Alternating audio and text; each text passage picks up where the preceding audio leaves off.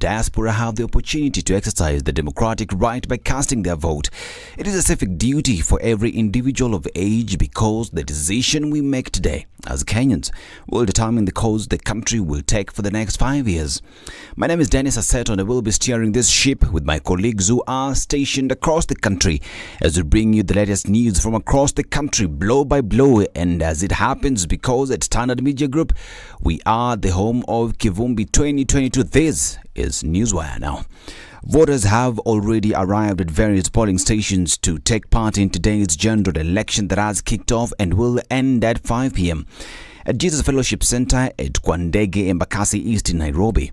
Voters arrived around 4 a.m., 2 hours before the polling stations opened its doors. Others armed themselves with whistles and encouraged other voters to participate in the election. The situation is not different at Kaveye Primary School Center in Sabatia constituency in Wahiga County, where voters arrived from 4 a.m. and in Ruto satellite, Kenyans were queuing as early as 3 a.m. In the lakeside city of Kisumu County, there are those who did not sleep at all. They spent the night on the streets with others camping at various polling centers just so that they can secure their spot when the stations open.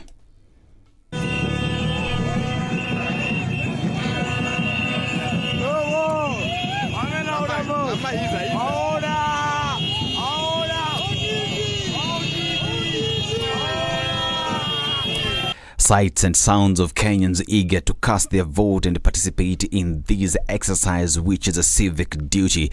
And now UDA presidential candidate Dr. William Ruto is expected to vote at the Kosache Primary School in Tarbo, Wasangishu County, after which he is expected to travel back to Nairobi, where he will be monitoring the election results. This as Azimio's presidential candidate Raila Odinga will cast his vote at 10 a.m. at Old Kibra Primary School.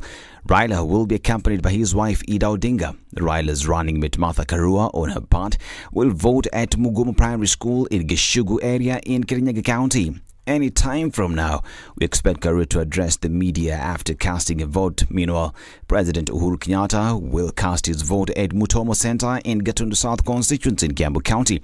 According to the officer in charge of the elections at the center, all the preparations have been completed. Our reporters are stationed across the country and in these areas and will be bringing us the latest when they happen now. There were chaos in Eldoret County after supporters of rival parliamentary candidates allegedly quarreled.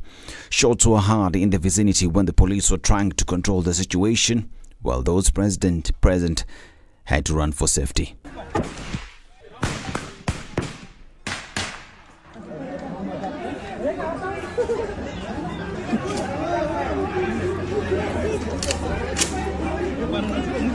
It has not yet been determined how the chaos will affect the elections, although the security officers as well as IEBC are expected to provide more information about the incident. Now, Kilifi County Presiding Officer Hussein Gure has refuted claims that some of the county's ballot boxes have been found in the neighboring county of Mombasa. Speaking to journalists, Gure said that all the equipment needed by the county have already arrived and are secure. As far as I know, there are no ballot papers, whether a governor or senator or MCA or whoever, belonging to Kilifi County that have been found elsewhere. All ballot papers belonging to Kilifi County have been delivered here, and they are here, and you have been witness thereof. So if something has happened somewhere else, I am not aware of that, and I cannot comment on it. Gure also warned politicians not to camp in election centers, claiming to protect the vote, saying that only IEBC has been given the task of protecting the vote and not the politicians. Now, as the elections kick off, a lot come with it. Now, did you know that President Uhuru Kenyatta has lost a huge percentage of his powers? According to Article 134(2) of the Constitution, from midnight, President Uhuru Kenyatta has entered a stage which is constitutional, known as temporary incumbency.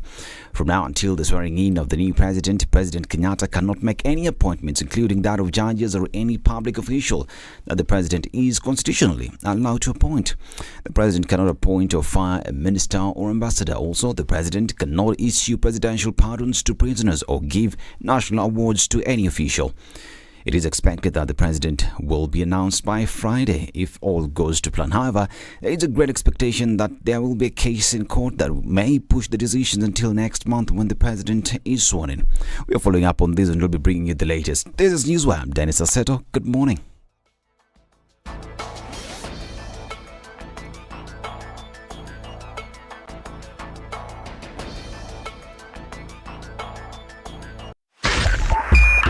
SpiceFM, Nyeri.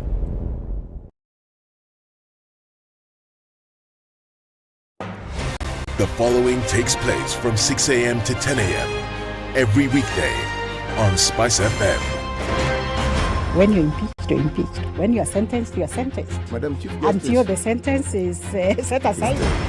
Ukibeba vitu kwa roho utakufa. If you carry things in your heart, you will die. You've had the luxury of living for 50 years and you cannot still explain yourself. Surely. Oh my God. The reason for which you went to school and then gathered experience, that reason must be paid for. All right. Oh, okay. This level. Shape up or ship out. Levels don't change. No. Since I'm not shipping up. You know my business partner here. Shipping out. Are we talking about the sheep in the bathtub? Or Or the ship man. Emmanuel Talabu used to tell us a story of they were in school and they've been told to write composition about a ship. His classmate raises a hand. Teacher, are you talking about the sheep or a sheep goat?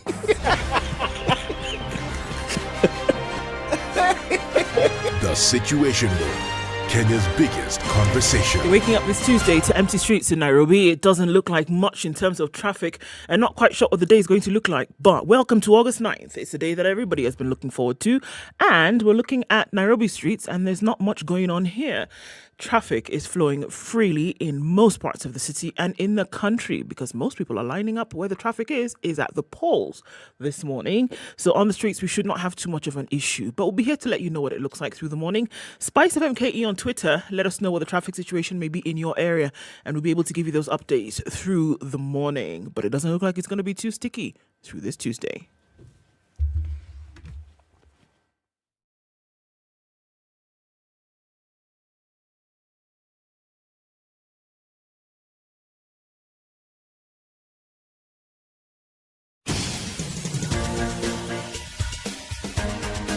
This is The Situation Room, the home of hard-hitting political commentary and penetrating insights about the state of the nation. This is a talk radio experience like no other. The Situation Room, a place for hard truths, debates, and elevated conversations. The Situation Room, witty, political, engaging, deep, controversial. In the room, we have C.T. Muga, researcher, academic, seasoned political observer, a fountain of wisdom in these politically uncertain times. Ndu Oko, Nigerian by birth, Kenyan by choice, communications expert, Pan-Africanist, a truth seeker and believer in people power, and Eric Latif, agent provocateur, the man in the chair, seasoned journalist, news hound, a man who believes in punching up, not down.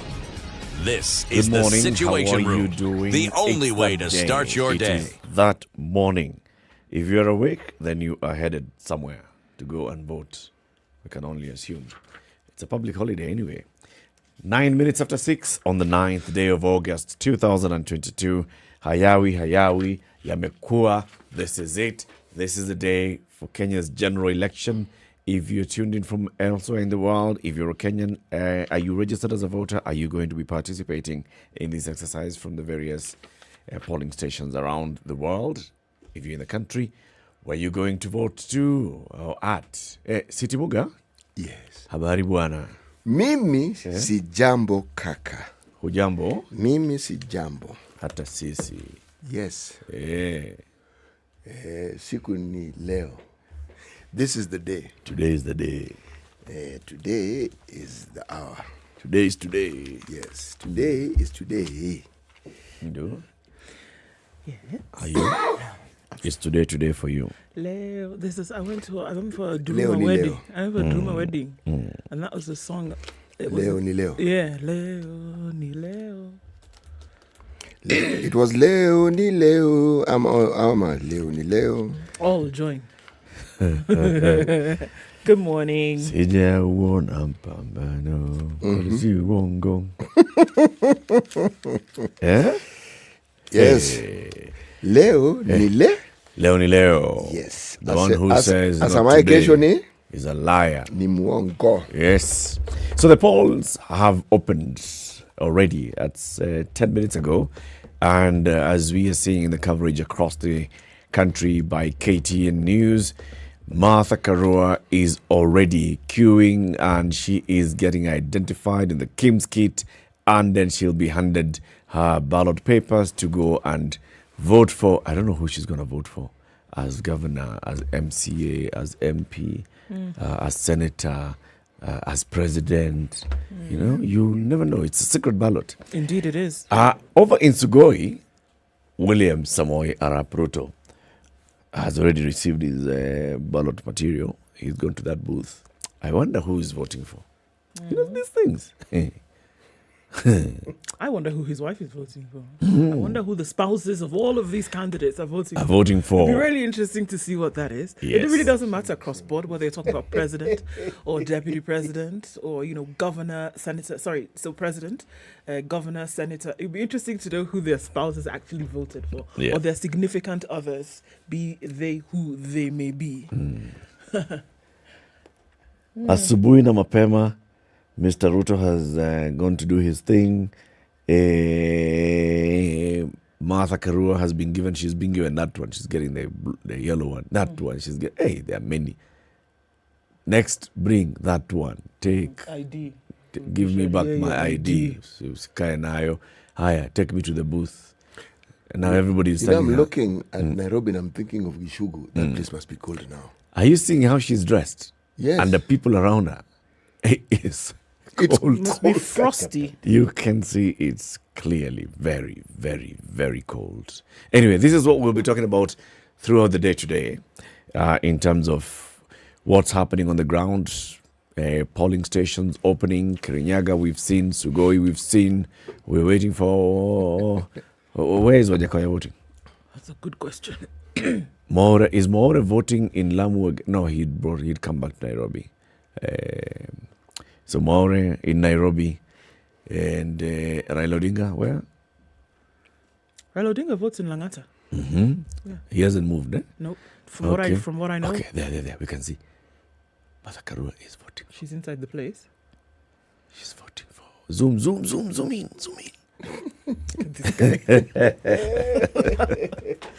Anyway, so this is what we'll be talking about today, reaching out to all our reporters across the country and also reaching out to all our listeners across the country. Tell us what you see. Are you on the queue? Have you voted? Are you hearing from your neighbors, from your friends who've gone to the queue? What's happening around there? That's all we'll be discussing today. At 8 o'clock, we'll be joined by somebody who is in the country as an election observer. He lost the presidential election in Uganda. What's his name? Bobby Wine. What's his name actually? What is Bobby Wine's name? What is his official name? Name. Okay, his real name is Robert Chabulangi. Yes. He must have a third name. Setuma. Yes. If I'm not wrong. Wait, I check. Robert Chabulangi. Setuma. Kitu kama hiyo. There's something like that, if I'm not wrong. So Robert will be with us at 8 o'clock. He's here, part of the East African. Robert Chagulanyi Sentamu. Got it. Sentamu. Ndio. Sebo Sentamu. Ndio. Okay. Someone is already saying, keenly waiting for a Namoi's MP race to see if Sylvanas Maritim will Malisa ende.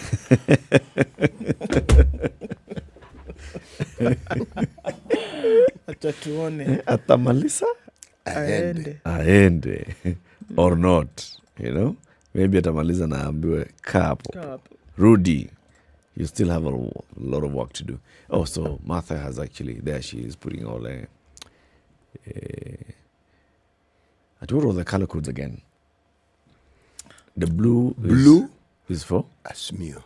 No, city.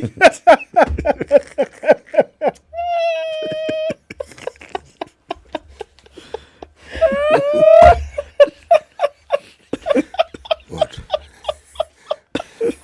They change colors. Oh God, have mercy. Yellow. Let me tell you the colors. The color codes. Okay. White is for president. Green is for MP. Beige is for MCA. Yellow for senator. purple for woman rep, blue for governor. Kushaelewa. Me, I'm okay with this. These guys are going to confuse people. See what's blue for is that Simi. This guy. All right. And yellow for Uda. Yes. That's all you need to remember, according to CT. Sheesh. Okay, we are live streaming the show, of course, like we do every weekday morning. SpiceFM KE on YouTube and Facebook. You know, if you're online, what we'd like you to do, tell us where you are locked in from. Tell us if you're already on the queue, or tell us if you're going to be casting your vote this morning. We would like to know. We'll appreciate and acknowledge you shortly after we take a look at the weather forecast. Good morning, 16 minutes after 6.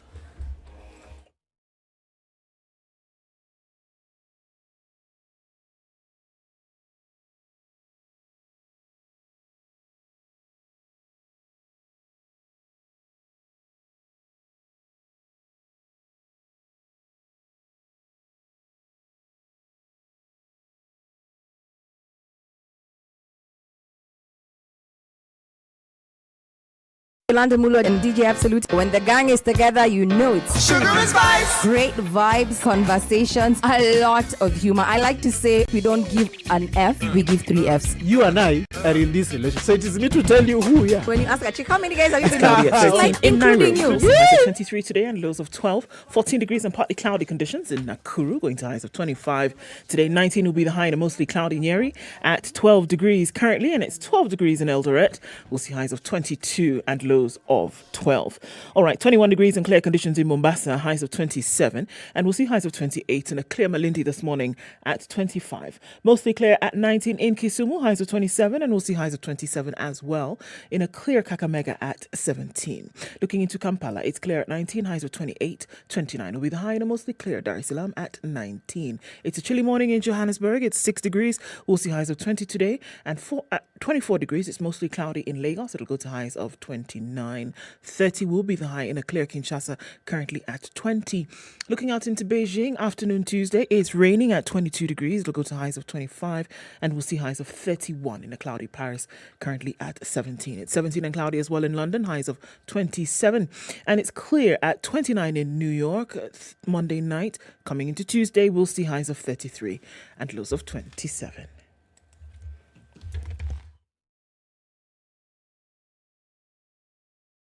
Spice FM. Spice up your life.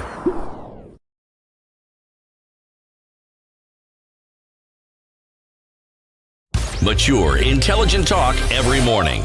Spice up yourself.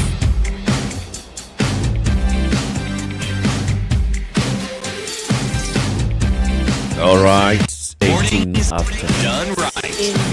94.4 Spice FM, Nairobi. You all. Emmanuel Valentino says good morning, and we'll take it as a good morning. Mundoro says good morning, tuned into the Situation Room. Casting my vote in Kisumu is where Tonje is today. Right, and that was you saying, keenly waiting for Aina Moy's MP race to see if Sylvanus Maritime will go. Chuma Primary School Polling Center, that's where Karaoke Gitonga is. And Ivan Zoyuka says, good morning, ready to vote at Changamwe Baptist Church, election 2022, yes. Ivan Gatabazi says, good morning from Kampala, wishing all Kenyans a peaceful election. And Newton from Ruai Utawala, that place where people, that's where Newton is.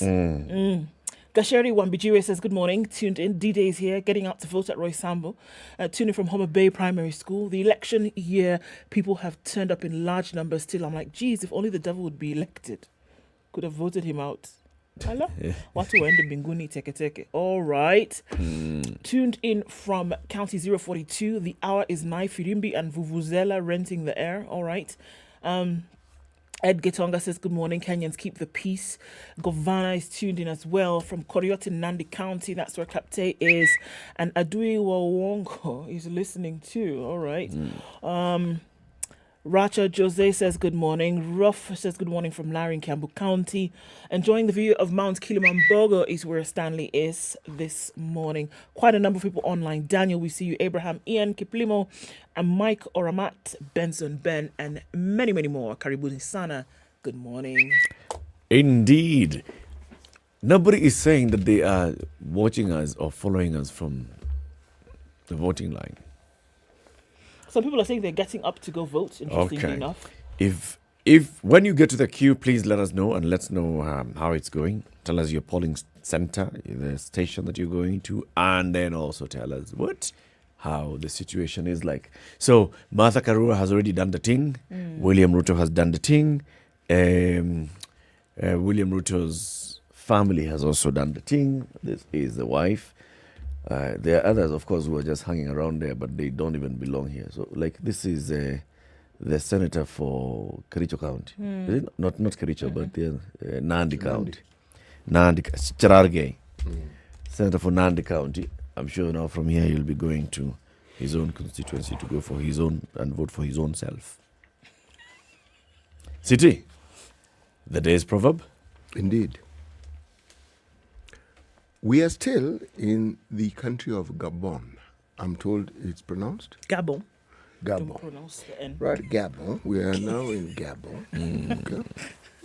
A silly daughter teaches her mother how to bear children. Quoi? A silly daughter teaches her mother how to bear children. Kuja na ujuaji hapa.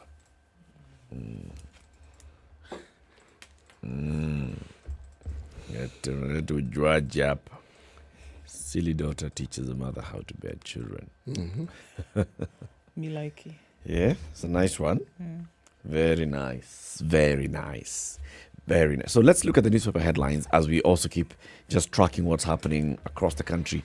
We'll soon be calling our reporters and also just hearing about the situation on the ground, what the ground is saying. Yeah. Okay. Now that you're also on the ground, tell us how your ground is speaking and what your ground is saying as well. Okay, what's in the headlines? Quite a lot. Kenya, time to call it. That's also on the front page. So poll setback as Kenya decides is what the Standard is talking about this morning. The Nation says, yeah, time to call it. 2, 3, 4, 5, 6, all the way to 13. 23 and 24, looking at decision 2022. But the long wait for candidates as millions of Kenyans troop to polling stations, or rather polling centres, to cast their ballot, even as IEBC suspends governor races in Mombasa and Kakamega and the parliamentary races in Kibra and Pokot South over ballot mix-up. So you want to ask, what is the problem? All right, let's look at that story.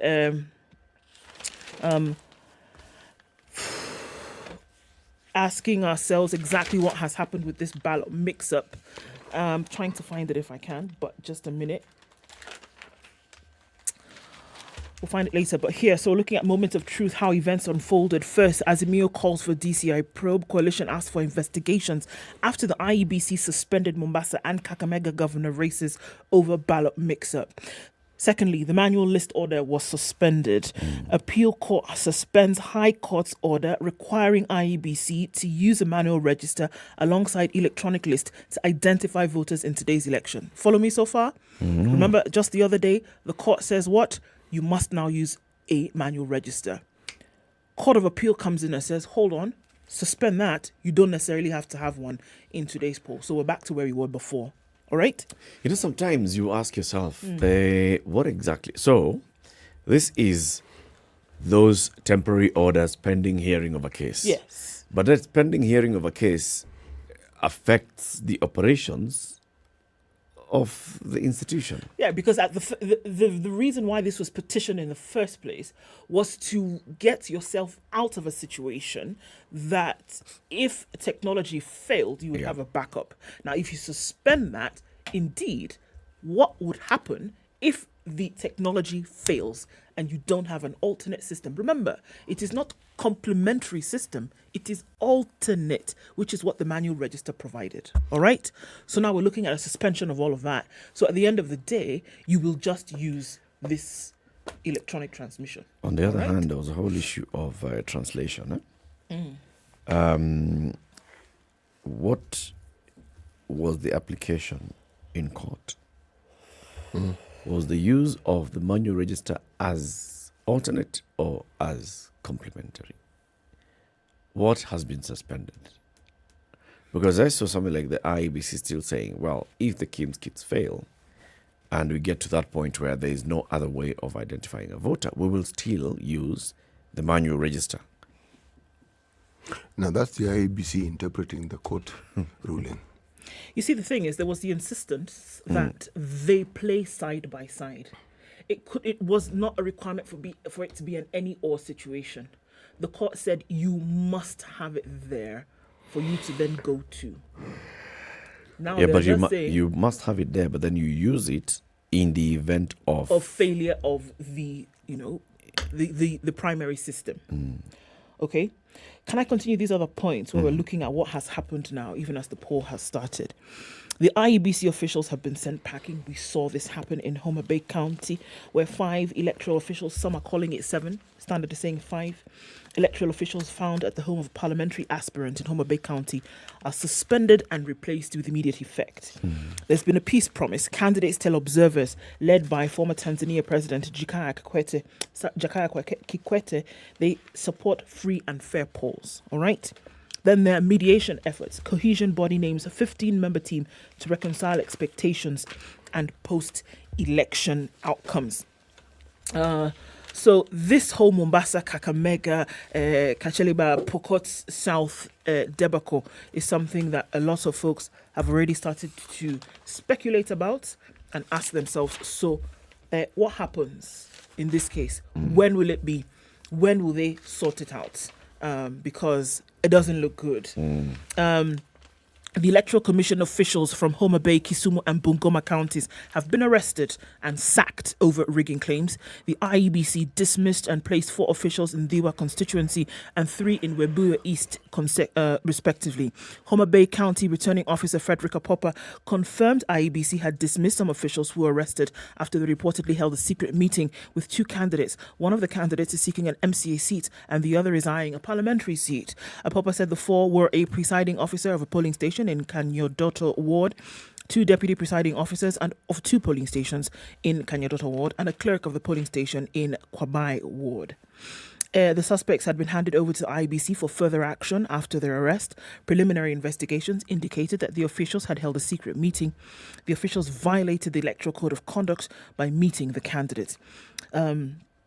Popper added that what they did has lowered their credibility and they can no longer be trusted as election officials. This is why they have been dismissed. The police said they had invited residents The police said they have invited the residents who apprehended the 4 to record statements and shed more light on the incident. So it goes on to talk about that. We're looking at what happened also in Mombasa and Kakamega.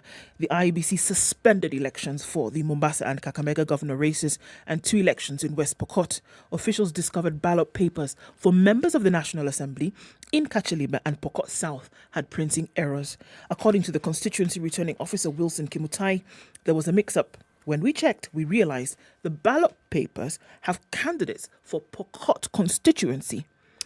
I have communicated the same to the commission. The decision will be made by the commission. He said the other ballot papers, however, were correct. The ballot papers had been printed with the correct constituency name, ward and polling station codes for Kacheliba, but the candidates belong to Pokot South.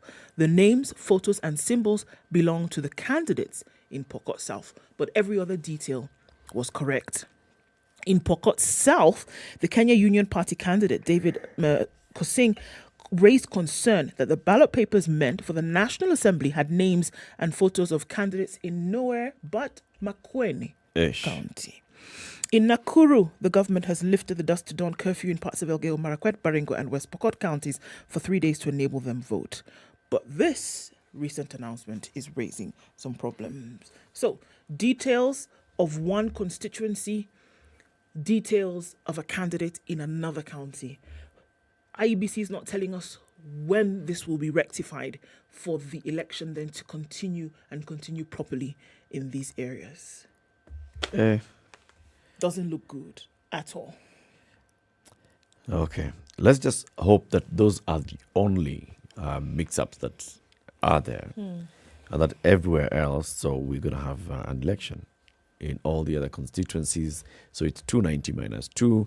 And so that's 2? 288. And then 47 counties minus 2 is? 45. Okay. Let's hope that those ones happen. Then what happens, and also let everybody also remember that it's only the gubernatorial race, for example, in Mombasa and Kakamega, and it's only the parliamentary race in Kacheliba and Pokot South that have been suspended. If you still go, you'll be able to elect all the other leaders. So need to turn out to go and vote. All this is happening. So yes, we have seen so far, William Ruto has already cast his ballot at Kosachei Primary School in Sugoi. In Mugoimoine Primary School, Geshogo, Martha Karua has already done the thing. And they're out and people are now voting. Follow wall-to-wall coverage on all our standard media platforms throughout the day today. What else is the news, CT? Hey. Okay.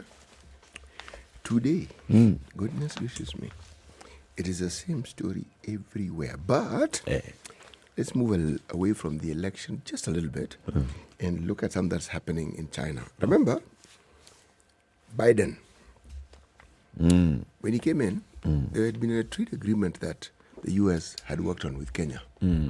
Biden did a little change to that particular deal.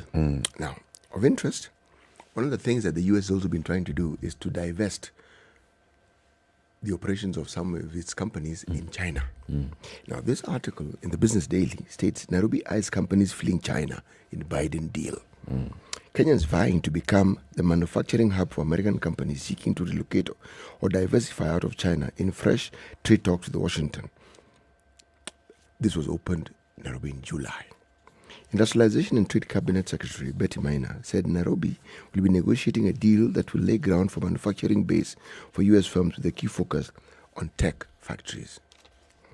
With all the changes globally, the U.S. firms are looking at identifying new production bases for their products. They're diversifying out of the traditional production places in the Far East, particularly China, Betty Maina told the Business Daily. So, remember, this isn't the first time that we are seeing opportunities that are emanating from the U.S., opportunities that could benefit this country. There was AGOA. Had many promises. There are those who argue that we didn't fully take advantage of those particular opportunities. Countries that did changed very many things within the economies, Bangladesh being one such country. So now, whether these trade talks will get to a point where we will actually become what we purpose to be, and that we'll be able to do what is said to be. The article doesn't quite tell us exactly what it is that we have as we are arguing and saying that we are able to do what we say what would make do. us a competitive hub? Yes. Like China. What is it that made China the competitive hub for American businesses to go and move their manufacturing operations there? One, cost. Something called economies of scale. Because with China, you are able to do the very thing you may have been doing elsewhere. You are guaranteed the quality of what you wanted, but at a far, far lower cost. Now, one, China did not lack for manpower that could actually ensure that these tasks are fulfilled. Now, my question is, do we have that capacity for manpower? Are we able to provide that quality that's required? Are we able also to provide it at the low cost that China was able to do? Yes. Those are questions that this particular article does not actually answer. And low cost is not only labor. No. So it is qualified labor. There's also power. There's all these other things. Yes. There's the trade licenses and all, the tariffs. All those matter. So, anyway, like you said, AGOA is coming to an end in about 2 years' time or so. Actually, less than 2 years' time. Did we maximize AGOA? We didn't. No, we didn't. That one we most Definitely, certainly did not. Let's take a break. It's 25 to 7. This is Kenya's biggest conversation, the Situation Room. On election day, we are doing a wall-to-wall coverage following what's happening around the country and also looking at what's been covered in the papers this morning. Take time to take a look at the traffic, and then we'll look at more of what's in the papers.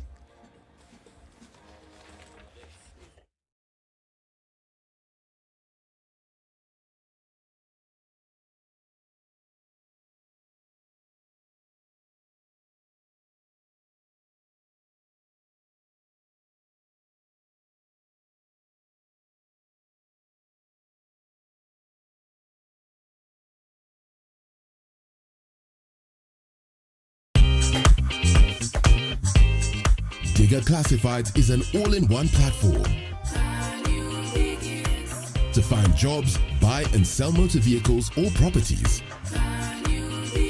to pay tributes to the special people in your life. www.digger.co.ke, the one address in Kenya that everyone loves to visit.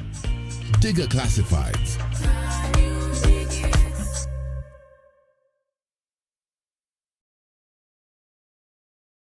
On the 10th of August, Samsung is taking a giant step forward in the technological race by unpacking the amazing Samsung Z Flip 4 and the Samsung Z Fold 4. Join me, Edward Quach, on the Spice Drive from 3 p.m. this week to learn more about the big launch as we look back at the advancements in mobile phone technology.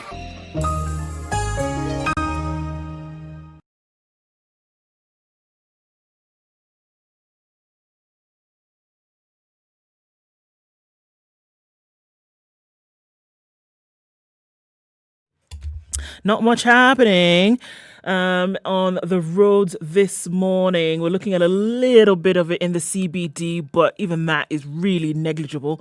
Your streets are really free today, open-ended, and nothing seems to be happening. Where we'll see most traffic is at the polling stations, and this is in terms of bodies standing and making lines to vote today.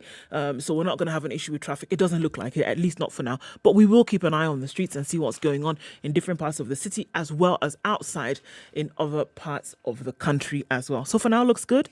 Let's keep an eye on things. SpiceFM KE on Twitter and keep things moving, whatever the case may be.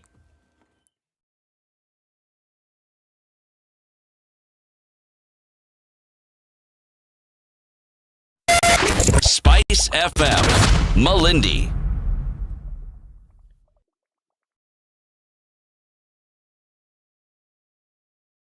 Mature, intelligent talk every morning. Spice up yourself. 22 minutes to 7. The conversation continues. We're still tracking what's happening as the polling stations open across the country. If you're out there and you're at a polling station and there's something happening, just let us know.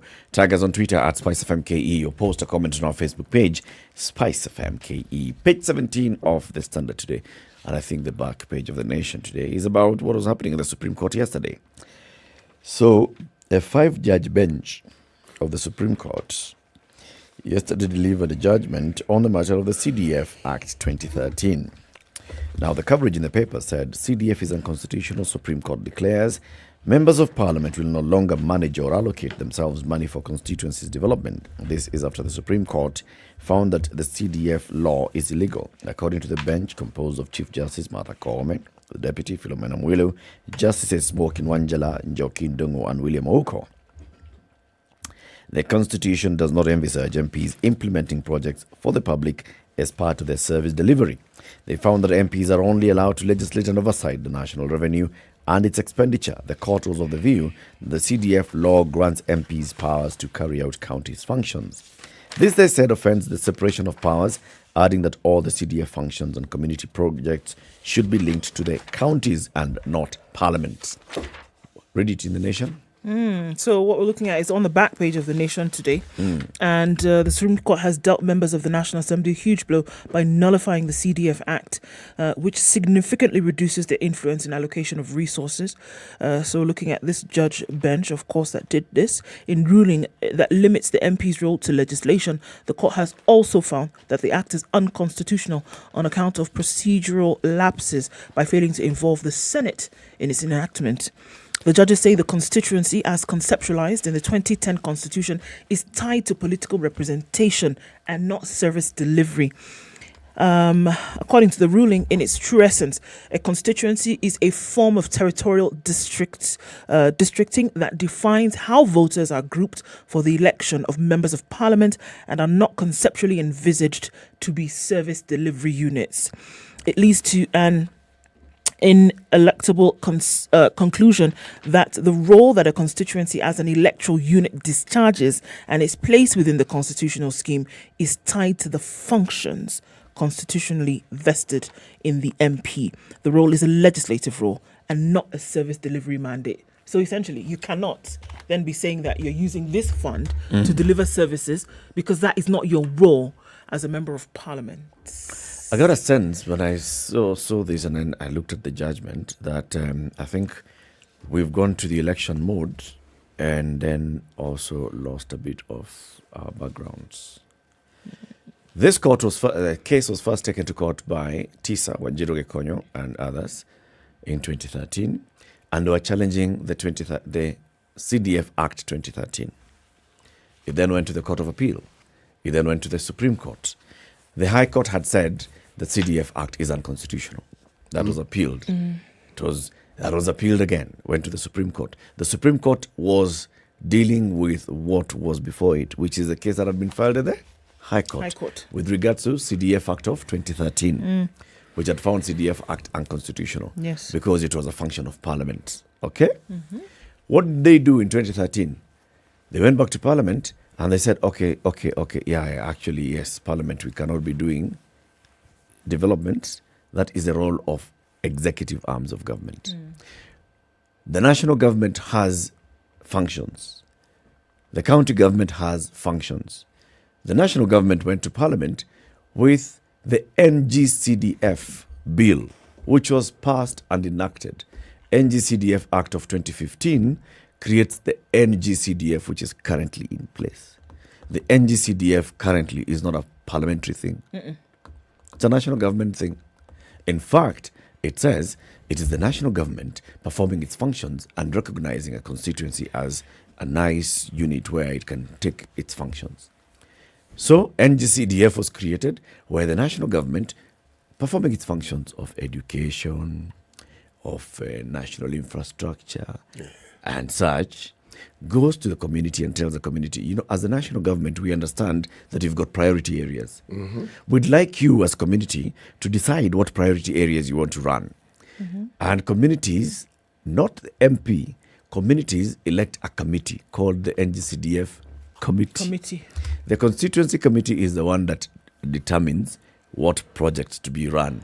The MP, as their national representative, just sits there as the patron, has no vote, has no executive or management role in this fund.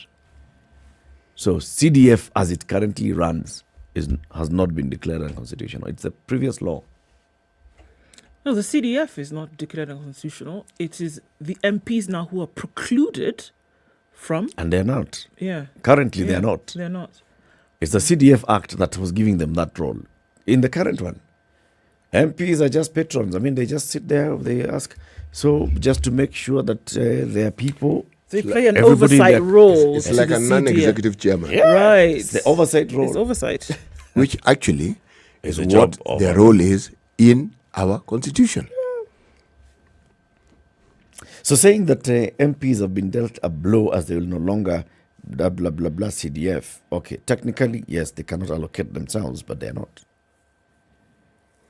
Since when has the constitution prevented MPs from doing exactly what they want? Since when? Today, maybe? No, there's clarity. You see, the brigade that leads the country in disregarding the very laws they're supposed to protect are these people. Because if you set in motion a precedent where, let's start with the two-third gender rule, you know what it says, you know what you ought to do. Do you do anything about it? No, you do not. You constantly find wiggle room. We have a situation where we want to ensure that we vote for people whose integrity is without question. Then what do? Your first order of business is to water down chapter 6, the very chapter that deals with integrity. So, leading from the front. Indeed. So, it is just as well that this pronouncement has come into being. It offers clarity. Now, let's see how it will be operationalized. It sets precedent, but it's very clear. Even the judgment of the Supreme Court is the CDF Act of 2013 is unconstitutional. The CDF Act of 2013 goes against the Constitution and the provisions of the Constitution of separation of powers. The CDF Act of 2013 usurps the powers of executive by Parliament. They agreed with that a long time ago. I don't even understand why this thing was... It was just doing the motions. But since 2015, in fact, since 2016, what we've been having is a whole different mongrel altogether. It's interesting that the court also said that the CDF Act offends constitutional principles on public finance and offends the constitutional principle of separation of powers. The very fundamental separation has been offended by this act. So, point is that act no longer exists anyway. You know, if you look at it, because of the current situation, that doesn't exist. If you look at it simply from a layman's perspective, here you are with the role of oversight. And the very thing that is part of your role, you are a participant in the process that you are supposed to oversight. Direct conflict of interest. That's direct. You don't even need to think about it. But that's what we've been having all along. How then do they oversight it? It's like saying that complementary to the role that governors had, senators were also given a certain amount for them to enact certain activities. How then can they possibly say that they are unbiased in putting across their mandate as the oversight body? How? Yeah. Difficult. I think the one that needs also to be taken to court now is the one for the women rep. It's called what? You're talking about GAF? Equality, it's called the National Government Equalization Fund. I keep reading it, but it doesn't stick. A something fund. Yes. Because it's A, right? Affirmative action, yes. Affirmative Action Fund. But you see, the key point here is NG. National Government. Yes, it is not Parliament. No, it isn't. It's the same way. It's run the same way. It's just that the woman rep is a patron. Just because she represents the people. She just wants to make sure that, for example, when the elections are being held for the committee, it represents everybody in the constituency. When projects are being divvied up, everybody in the constituency is represented. This is just, the role of the MP, just to make sure that all my people are benefiting from the government. But this is where our esteemed lawmakers run rogue. You give them oversight. You've given them executive powers as far as they're concerned. Of course. Yes. As far as they're concerned, oversight is executive. So they're still in charge.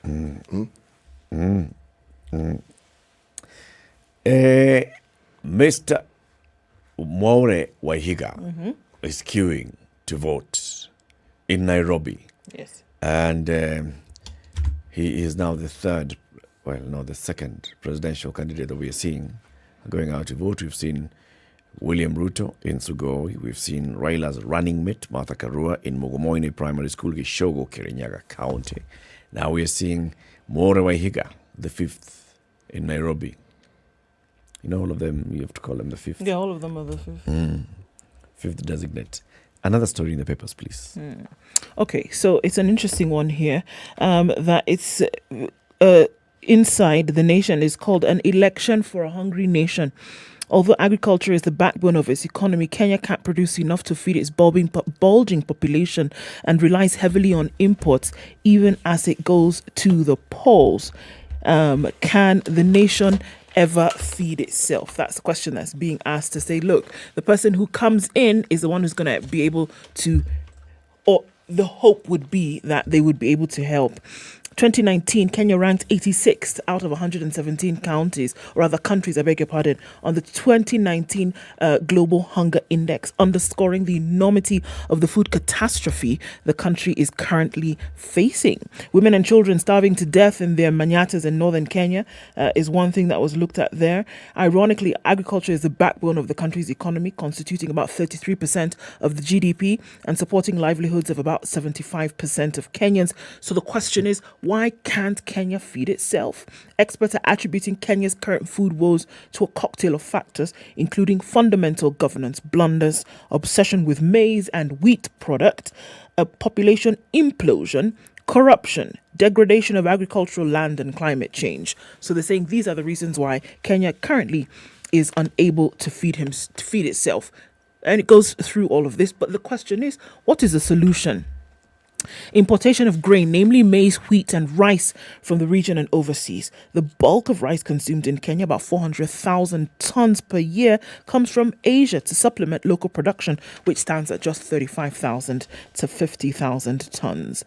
For as long as the country can buy grain from elsewhere, Kenyans are assured of maize and wheat on the shelves. But therein lies perhaps the trickiest problem in the country's food security. Importation of grain into the country is subject to regulation and stability in countries of origin, and sometimes the state of diplomatic relations between Kenya and the countries that supply it grain.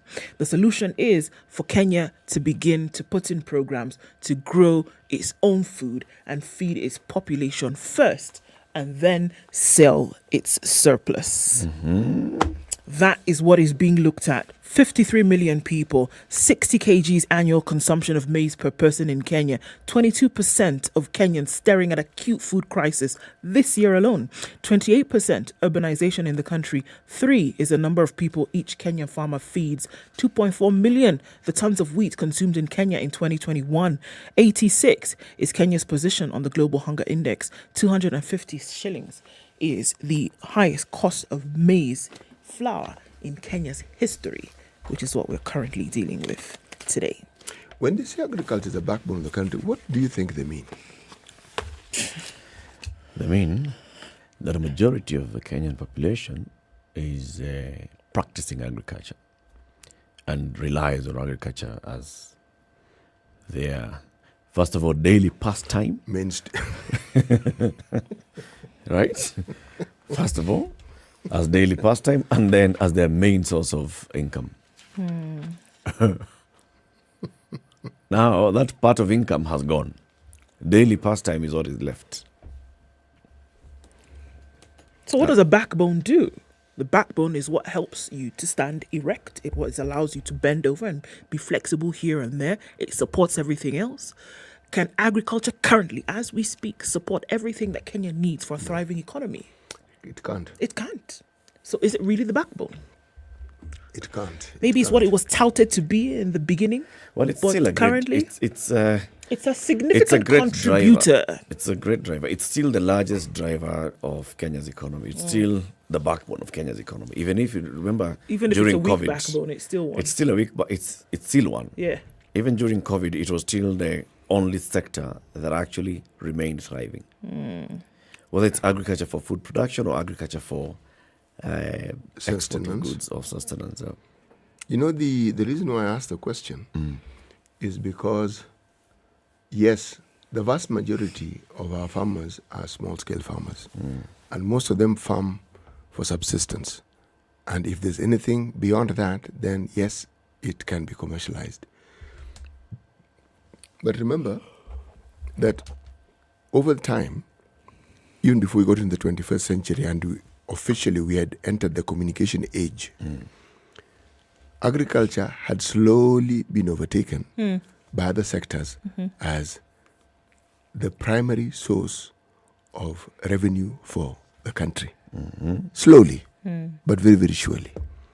You see, we marvel at how remittances have actually brought about all these wonderful changes that you're seeing. But if you look at the telco sector,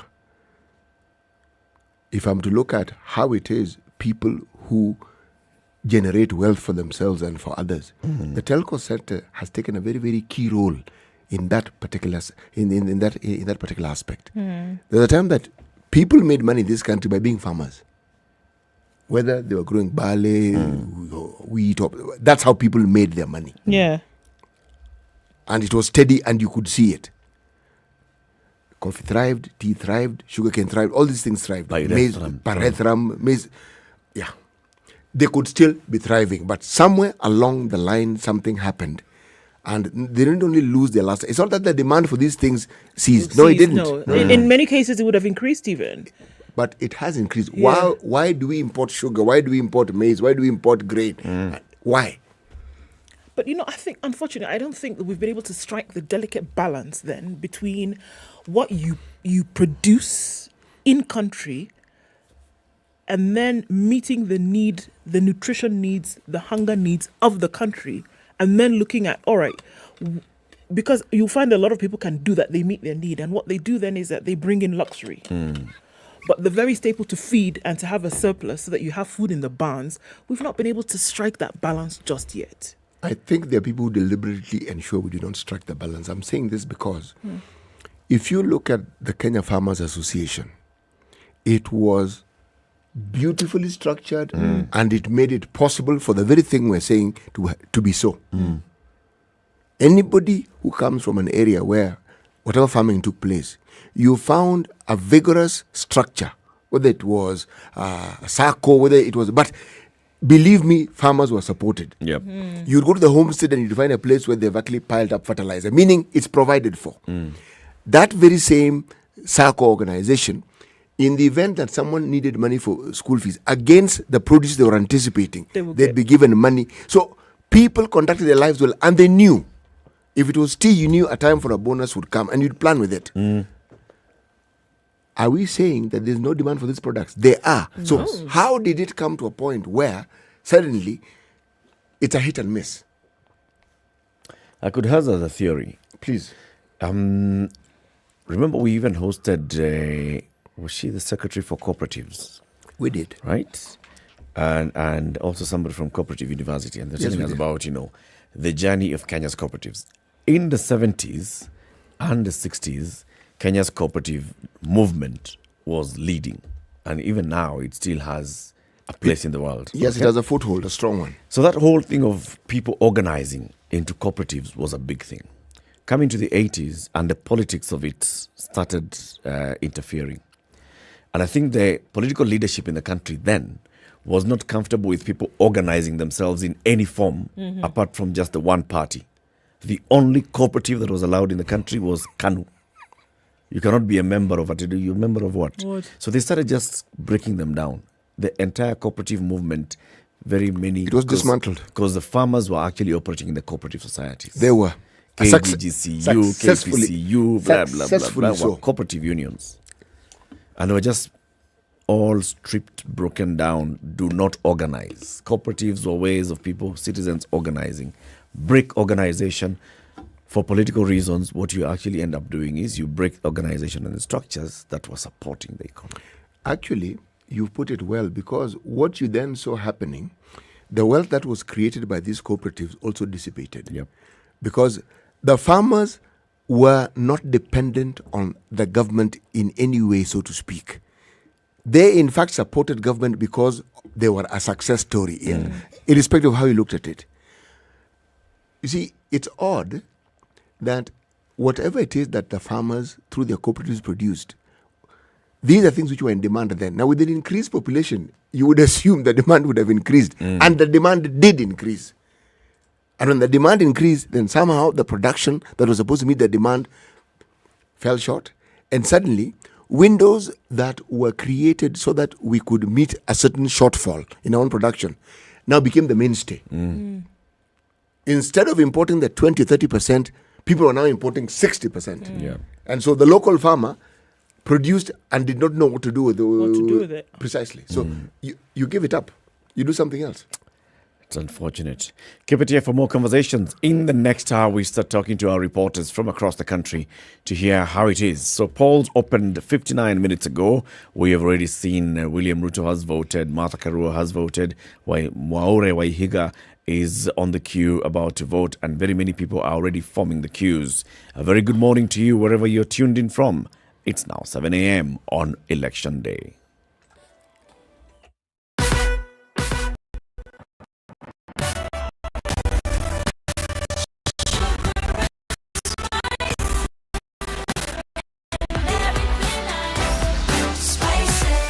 Spice up your life. The latest news from around the world. 94.4 Spice FM. Good morning. It is yet another opportunity for Kenyans to give the mandate to individuals who will represent them in various elected positions for the next 5 years. Today, IEBC has the task of making sure that every registered voter, whether within the borders or in the diaspora, have the opportunity to exercise their democratic right by casting their vote.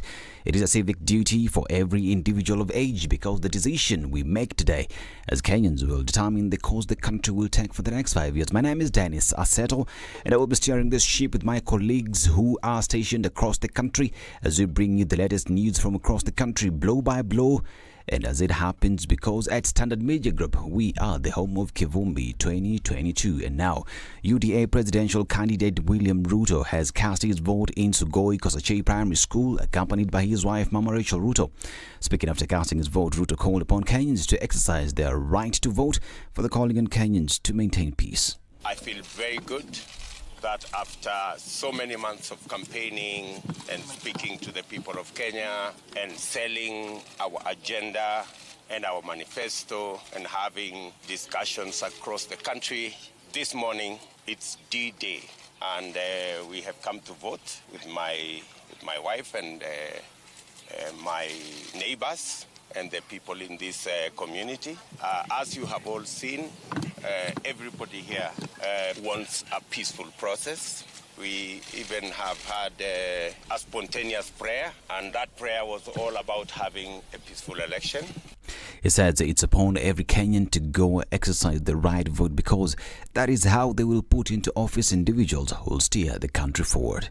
I'm very happy that this morning the exercise of choosing the next leaders of Kenya for the next 5 years is now underway, not just here, but everywhere in Kenya. I want to ask all voters like myself, do this exercise, go vote peacefully and intentionally and deliberately, so that we can choose the men and women who have a plan to take our country to the next level over the next 5 years. I am very confident that the people of Kenya will make choices that will take our country to the future. He further called upon contestants to accept the results of the election when they will be announced by the electoral agency IEBC. The people of Kenya will choose. And let me say that in moments like this is when the mighty and the powerful come to the realization that it is the simple and the ordinary that eventually make the choice. And Azimio running mate Martha Karua has also voted in Mugumoine Primary School Gishugu polling station. She called on Kenyans to get out and exercise their constitutional right. I was redirected to another class, another station, where my name was now found. I'll tell them I have voted. You can see the ink. Kindly get out and vote. It's our day today to determine the direction this country takes. Make your voice heard. And the Gano Party presidential candidate Wahiga Mwaure is about to cast his vote. This is what he said as he was getting into the polling station. Good morning, Kenyans. Like we say, this is the day that the Lord has made. We will rejoice and be glad in it. I'm excited at this day that we are given by the Almighty God and our Constitution, whence we can go ahead and determine what our future will be like. When we can go ahead and exercise our right to vote and to choose the people and persons we've been looking for and praying for. I am excited. Yeah, and the weather looks very good, I can tell you.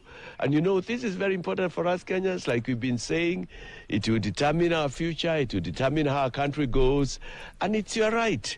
If you are at home in the next 15 minutes at the latest, I should be voting.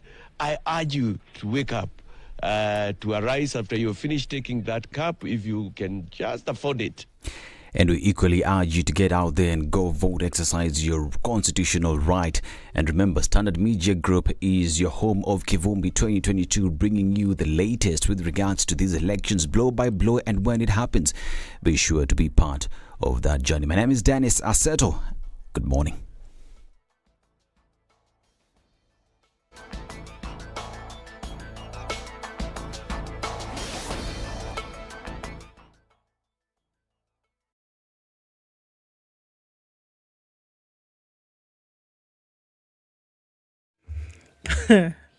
No. Not much in terms of traffic this morning. We don't see anything really happening on these Nairobi streets.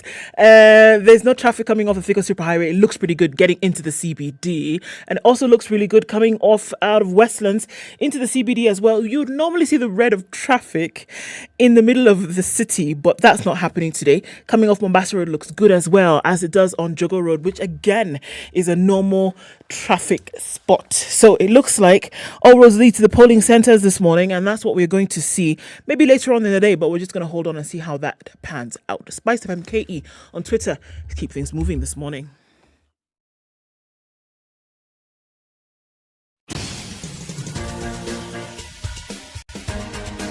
This is The Situation Room, the home of hard-hitting political commentary and penetrating insights about the state of the nation. This is a talk radio experience like no other. The Situation Room, a place for hard truths, debates, and elevated conversations. The Situation Room, witty, political, engaging, deep, controversial. In the room, we have C.T. Muga, researcher, academic, seasoned political observer, a fountain of wisdom in these politically uncertain times. Ndu Oko, Nigerian by birth, Kenyan by choice, communications expert, Pan-Africanist, a truth seeker and believer in people power, and Eric Latif, agent provocateur, the man in the chair, seasoned journalist, news hound, a man who believes in punching up, not down. This is The Situation Room, the only way to start your day. On the 9th of August 2022. This is that day that we've been talking about. This is Election Day 2022. Kenyans across the country go to the general election. Polls opened at 6 a.m. and we are here to give you the lowdown of what's happening across the country. We want to hear from you. If you're on the queue, please let us know. SpiceFM KE on Twitter, or post a comment on SpiceFM KE on Facebook and YouTube. And we'll get in touch with you and find out where you are. We'll also be getting in touch with all our reporters from across the country, from the Standard Group. The Standard Group newsroom has been consolidated into one, covering elections from this day until the final day. City has the day's proverb. Yes, we are still in the country of Gabon. A silly daughter teaches her mother how to bear children. Are you serious? No, it's a silly daughter who is serious. A silly daughter teaches her mother how to bear children.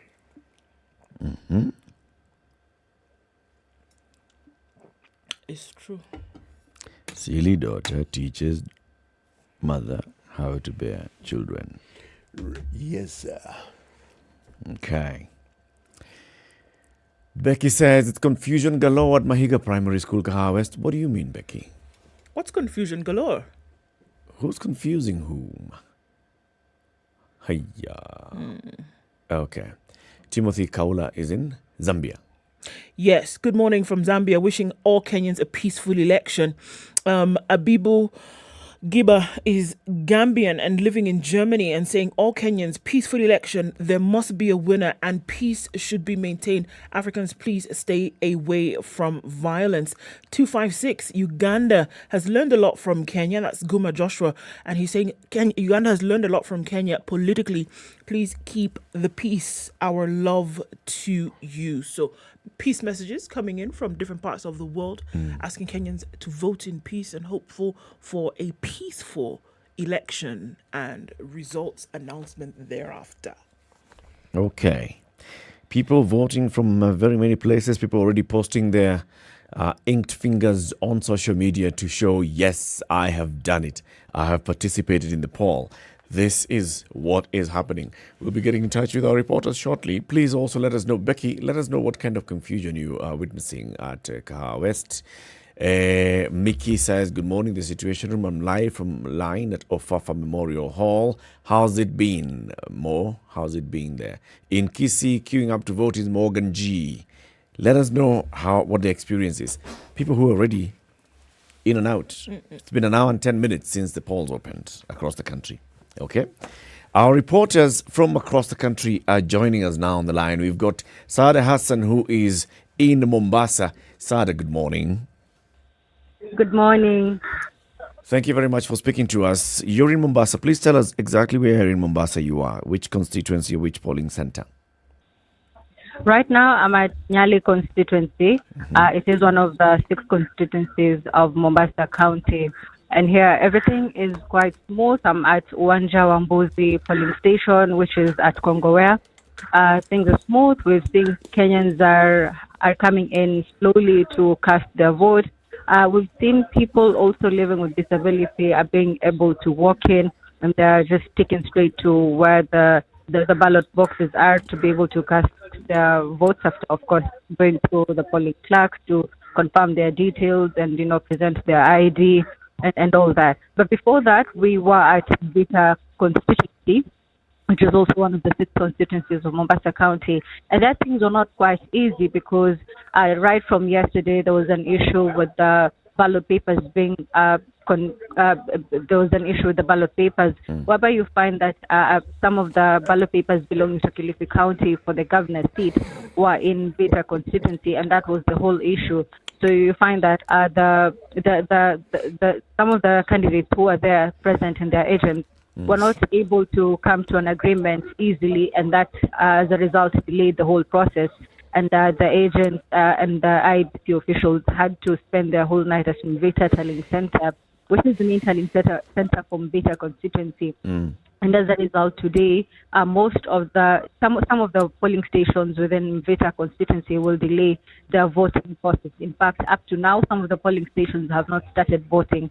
This is as a result of the whole delay right from yesterday. Sada, it would be interesting to know as well, what is the reaction from people on the ground when it comes to this mix-up that we've seen?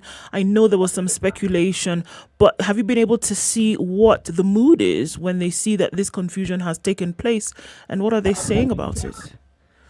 Oh, yes.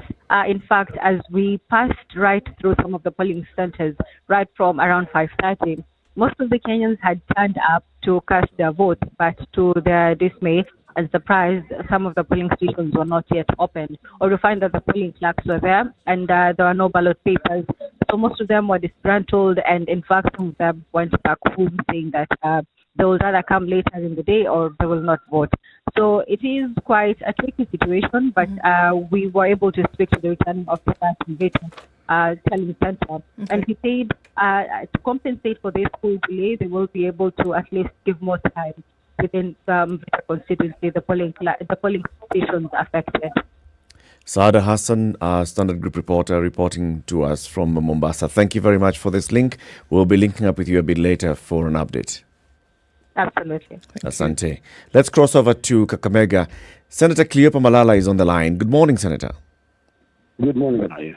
Very well, thank you. Thank you very much for speaking to us. We understand, of course, that things happened and the gubernatorial race in Kakamega has been suspended. We've seen your reaction, but just for those who did not see your reaction, what do you make of that announcement by the IEBC yesterday? First of all, it was quite unfortunate. Yep. Because we prepared adequately for this day. We've been preparing for this day for a very long time. And it was until yesterday when we realized that the gubernatorial ballot papers were not for Kakamega County. So we had been communicated to that the elections will be postponed. But we want to urge our people not to be discouraged, not to declare our main goal, which is to ensure that we clinch and take over the national government through Kenya Kwanza, and we are urging our people to turn out in large numbers to ensure that they vote for Kenya Kwanza. But again, this blame goes back to IEBC, because IEBC was very clear when it came to sending an agent to the printer abroad to confirm if the ballot papers were accurate. And from our report, the key person reported that the ballot papers were accurate. And when they were delivered in the country last week, we confirmed and they were accurate. When we opened yesterday, we got a lot of anomalies in the gubernatorial ballot papers. We found that the ballot papers, yes, were for Kakamega, but the photos were for candidates from Kirinyaga. Wow. So that was, I think,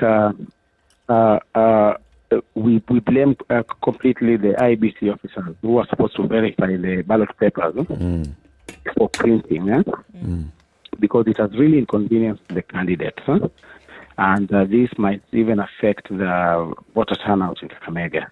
Sure. So we very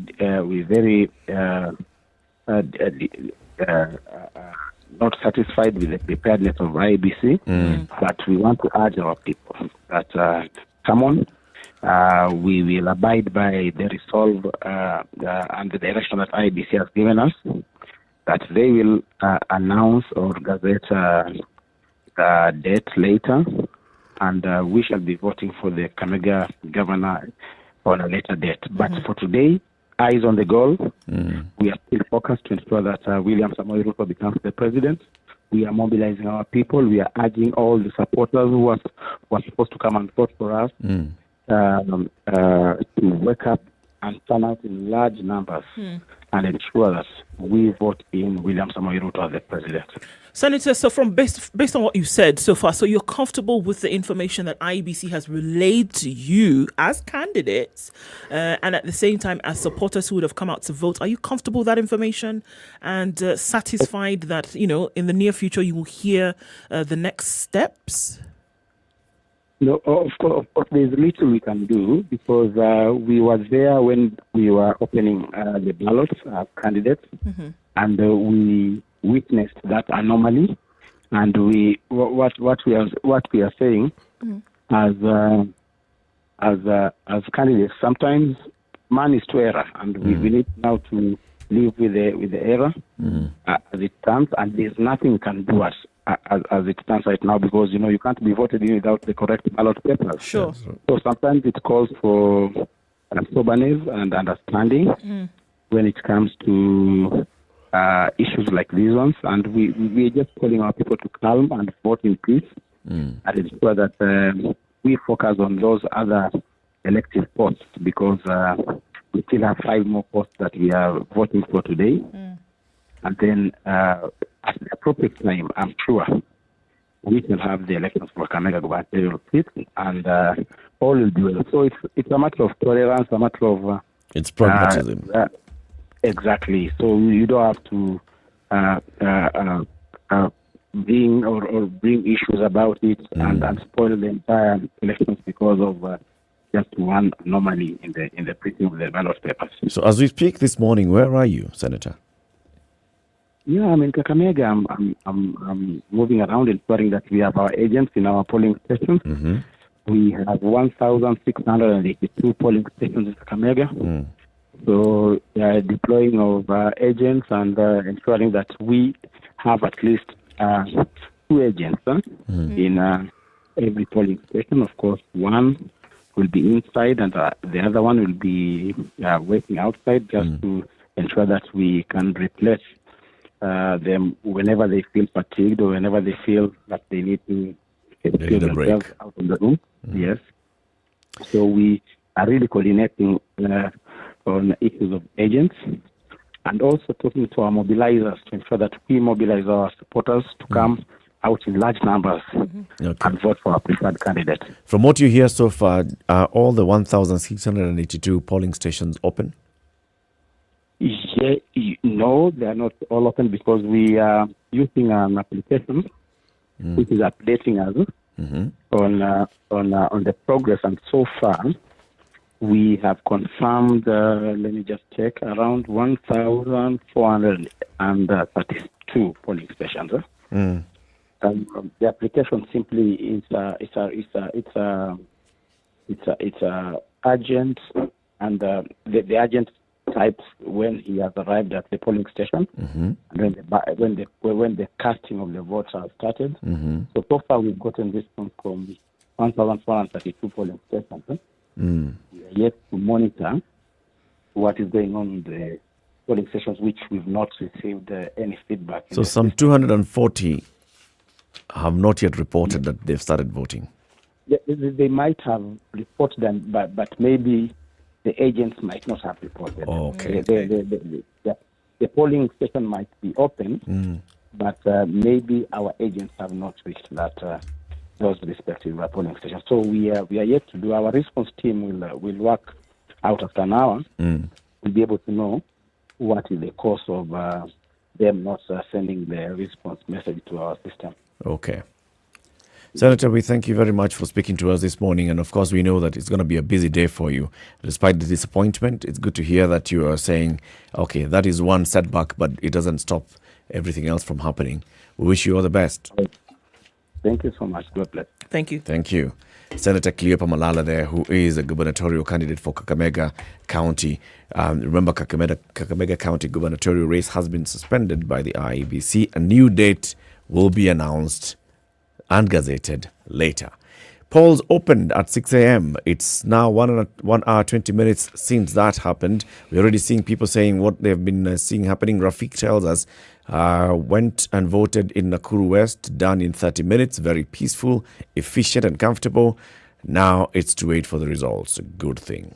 Becky, is Becky explaining what confusion was at Wahiga Primary? Not just yet. So it'd be interesting to know what that is, if in case there is an issue. But it looks as though the trickling in doesn't look like it's a bad thing at the moment. There are folks who are on the way. There are folks who are in line. Mickey's in line. Morgan queuing in Kisii. Mickey's queuing in Kisumu County. We have people queuing in Kiambu this morning, voting in Kirinyaga Primary. I'm not quite sure where that is, but it's still a line already. Queuing in Langata constituency here also. So I guess people are lining up, waiting to do the business this morning. The thing is that there's a hope that there will be no fracas, that it will be a peaceful morning into a peaceful day. And I guess I must say that I do like the sentiment of the senator that, you know what, this is a setback. It is true. However, rather than sit and brood or try to cause chaos, whether it is in a small area or another, we're just going to remain focused and then do this other business at the time when we can. It doesn't mean that we will not have an authentic election. It doesn't mean that we now have to take the opportunity to make, a mess out of this situation. But let's just remain focused and then do what we can when we can do it. Let's move. Yep.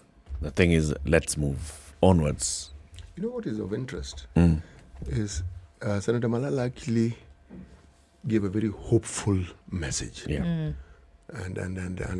balanced, saying, look, mistakes can be made, and we can move beyond this mistake. Yes, we can point fingers at the IEBC, but people make mistakes. Indeed. Exactly. Yeah. Now, if that spirit of understanding is something that will characterize this particular election, then what Kenyans have anticipated and hoped for, having not just peaceful voting process, we always have a peaceful voting process, but the aftermath is equally peaceful. Even when the announcement's coming and people are not happy with the outcome, then it'll be a good thing. Indeed. I don't think we can underscore that enough. That is your goal, regardless of what the situation may be. Yep. Yeah. And that the people are still turning up to vote, even in Mombasa, like we heard from Saad Hassan. Polling stations have opened in Nyeri, in Mvita, where the ballot papers for Kilifi gubernatorial race arrived instead of Mombasa. But people have still, they've come in. But the queues are fairly long. Yep. And people are already out there, and they're saying, okay, so let's do this business of the other 5. This is just one. The other 5, we continue. And if we just go on like that throughout the day, this happens, we move on, and then the day for the gubernatorial and the 2 constituency again, we come and do it again, and we move on. William Ruto cast his ballot, cast his vote at about 6:15, right? In Kosachei Primary School in Sugoi. And thereafter, he spoke to the media, and this is what he said.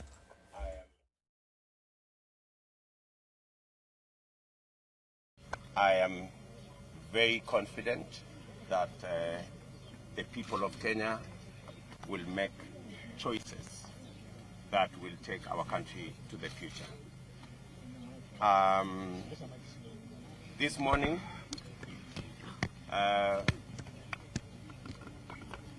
the people, the people of Kenya will choose. And let me say that in moments like this is when the mighty and the powerful come to the realization that it is the simple and the ordinary that eventually make the choice. Mimi niko na imani ya kwamba wananchi wa Kenya wataweza kuamua viongozi wenye mpango na sera na agenda ya kupeleka taifa letu la Kenya. Leo ni siku ya muhimu sana kwa sababu uchaguzi huu ni uchaguzi tofauti. Ni uchaguzi ambapo wa Kenya sana watapigia kura sera na mpango. Tofauti na pale nyuma ambapo tulikuwa tunapigia mambo mengine kama jamii na mambo zingine. Na nimefurahi sana kwamba demokrasia ya taifa letu la Kenya imefika mahali hapa, mahali tunaweza kuchagua mpango na sera yenye inaweza kufaidi wote katika taifa letu la Kenya, sio kuchagua tu viongozi wapate vyeo. And as I have said earlier, it's going to be Indeed, a vote that's that what will, he says. And we are watching in Upper Hill, where Mwaure Wahiga is receiving his ballot material. We are also seeing in Sagana, where the running mate, Raila Odinga, William Ruto's running mate, well done. Mr. Gachagua, is also receiving his ballot papers so that he can go to the booth and tick. Who do you think they're voting for? It's a secret ballot, eh? Secret doesn't mean that we cannot, even You try cannot and guess. speculate. Can't There is no speculate, art to tell the mind's construction on the face. There is no art to tell the mind's construction in the ballot box. Because Gachagua has already ticked his butt there. He's put the blue one. We said blue is who? Blue is the president, is the governor. Then he's going to blue is yellow. what? Yellow is senator. He's going to yellow. The next one is going to purple, woman rep. Green, MP, white. You reckon that President. You reckon that Rigathi Gachagua knows who the woman rep in his constituency, for Yes, whom he wants his yes, he constituency would. to be is? It's not difficult because it's a UDA candidate. Well, you reckon he knows exactly who she is and what she would do? This is, unlike very many people this morning, this is one man who knows exactly who his candidates are. And he knows them by name, has sat with them, has interviewed them himself, has engaged them. Okay? Yes, Mwaure. No. Rigathi Gachagua. Mr. Mwaure is queuing to go and now do the thing. Do you think he knows who? So he's in Upper Hill. Upper Hill is that ward where we had David. Yeah, Giboine. DNG. It was called what? Kenyatta Market.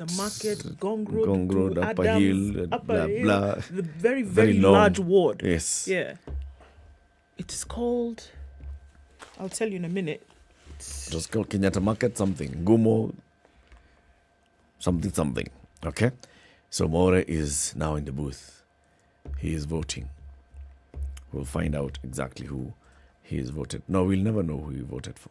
We'll only know the votes at the end when they're announced by the returning officers, the respective returning officers. This is Kenya's biggest conversation.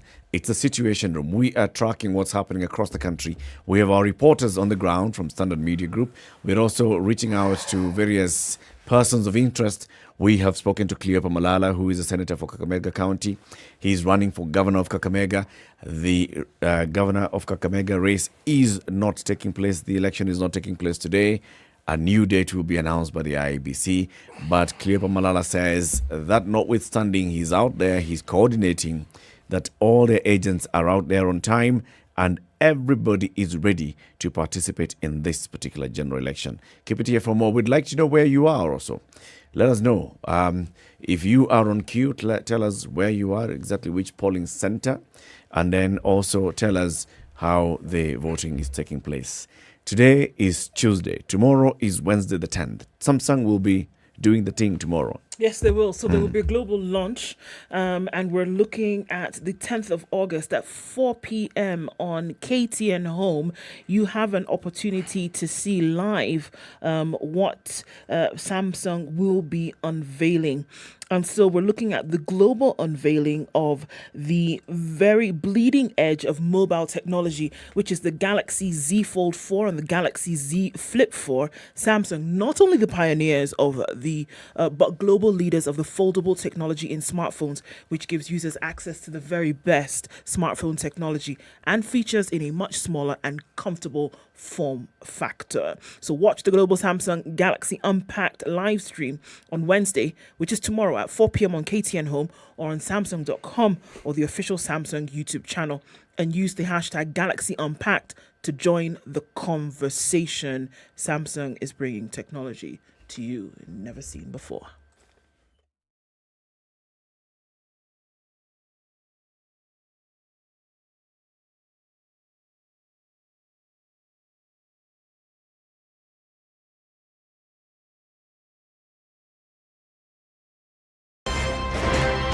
When you're impeached, you're impeached. When you're sentenced, you're sentenced. Madam Chief Justice. Until the sentence is set aside.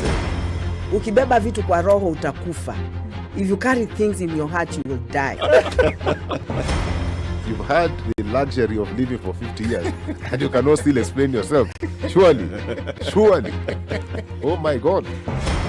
The reason for which you went to school and then gathered experience, that reason must be paid for. All right. Oh, okay. This level. Shape up or ship out. Levels don't change. No. Since about shipping up. You know my business partner here. Shipping out. Are we talking about the ship in the bathtub? Or the ship man. Emmanuel Talam used to tell us a story of they were in school and they've been told to write composition about a ship. His classmate raises a hand. Teacher, are you talking about the sheep or a sheep goat? London Mulo and DJ Absolute. When the gang is together, you know it's Sugar and Spice. Great vibes, conversations, a lot of humor. I like to say we don't give an F, we give 3 Fs. You and I are in this relationship. So it is me to tell you who we are. When you ask a chick, how many guys have you been with? She's like, including you. If it's fun, it's funky, it's fresh, you're definitely going to catch it here. I don't know what you do every day from 11 a.m. to 3 o'clock. If I were you, I'd tune in to SpiceFM 94.4. I want you on my team. So does everybody else. Yeah.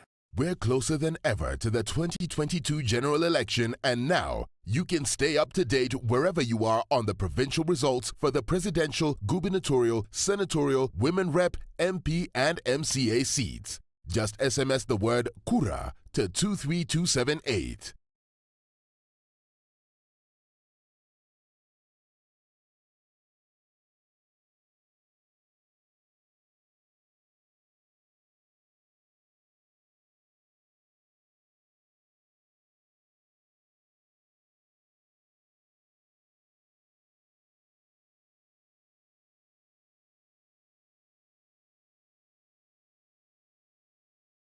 Cloudy conditions in Nairobi at 13, highs of 23 today. We'll see highs of 25 in a partly sunny Nakuru at 15. And it's cloudy at 13 in Nyeri, highs of 19, and 22 will be the high in a cloudy Eldoret at 13.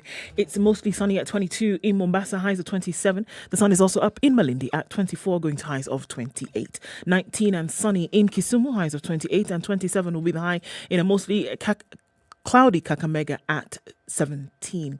It's sunny at 20 in Kampala. It's sunny at 20 in Dar es Salaam. It'll go to highs of 28 in 29 in Dar es Salaam and 28 in Kampala.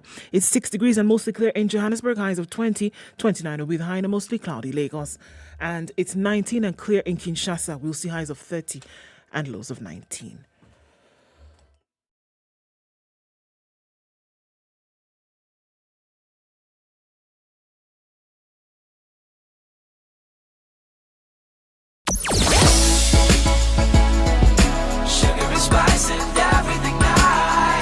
Okay, so we're not looking at a big or major traffic situation in the city today, and can be expected to see lower levels of traffic today, which started well into late morning yesterday. So it's not going to be too much of a big deal. We're just going to keep our eye on things and see how it may open up later. But if you're going somewhere, you will not be stuck today. And I'm going to ask you to be extremely careful regardless of the situation, because you know what it is. Empty streets, a temptation to go a little bit faster than you ought to. So please take care doing that. And we'll keep an eye on the roads and see what they look like. Talk to us on SpiceFM KE on Twitter. .9 SpiceFM Mombasa. Mature, intelligent talk every morning. Spice up yourself.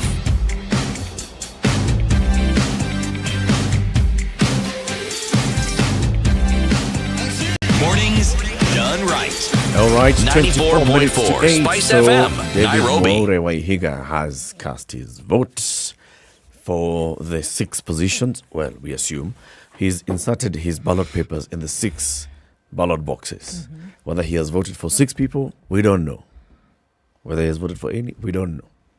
But what I found interesting, those ballot boxes actually give you a clear indication as to what ballot paper to put it in, because the top of the ballot boxes represent the color that you have on your ballot paper. So if it is green, you will have a green ballot paper which goes into that box, yes, into exactly. the green box. Yes. So there's no mix-up. I mean, the chances of and also you're being guided by the polling officials, clerks, the officials there, and they're telling you, well, that green one, please put it in the green box. That's for MP.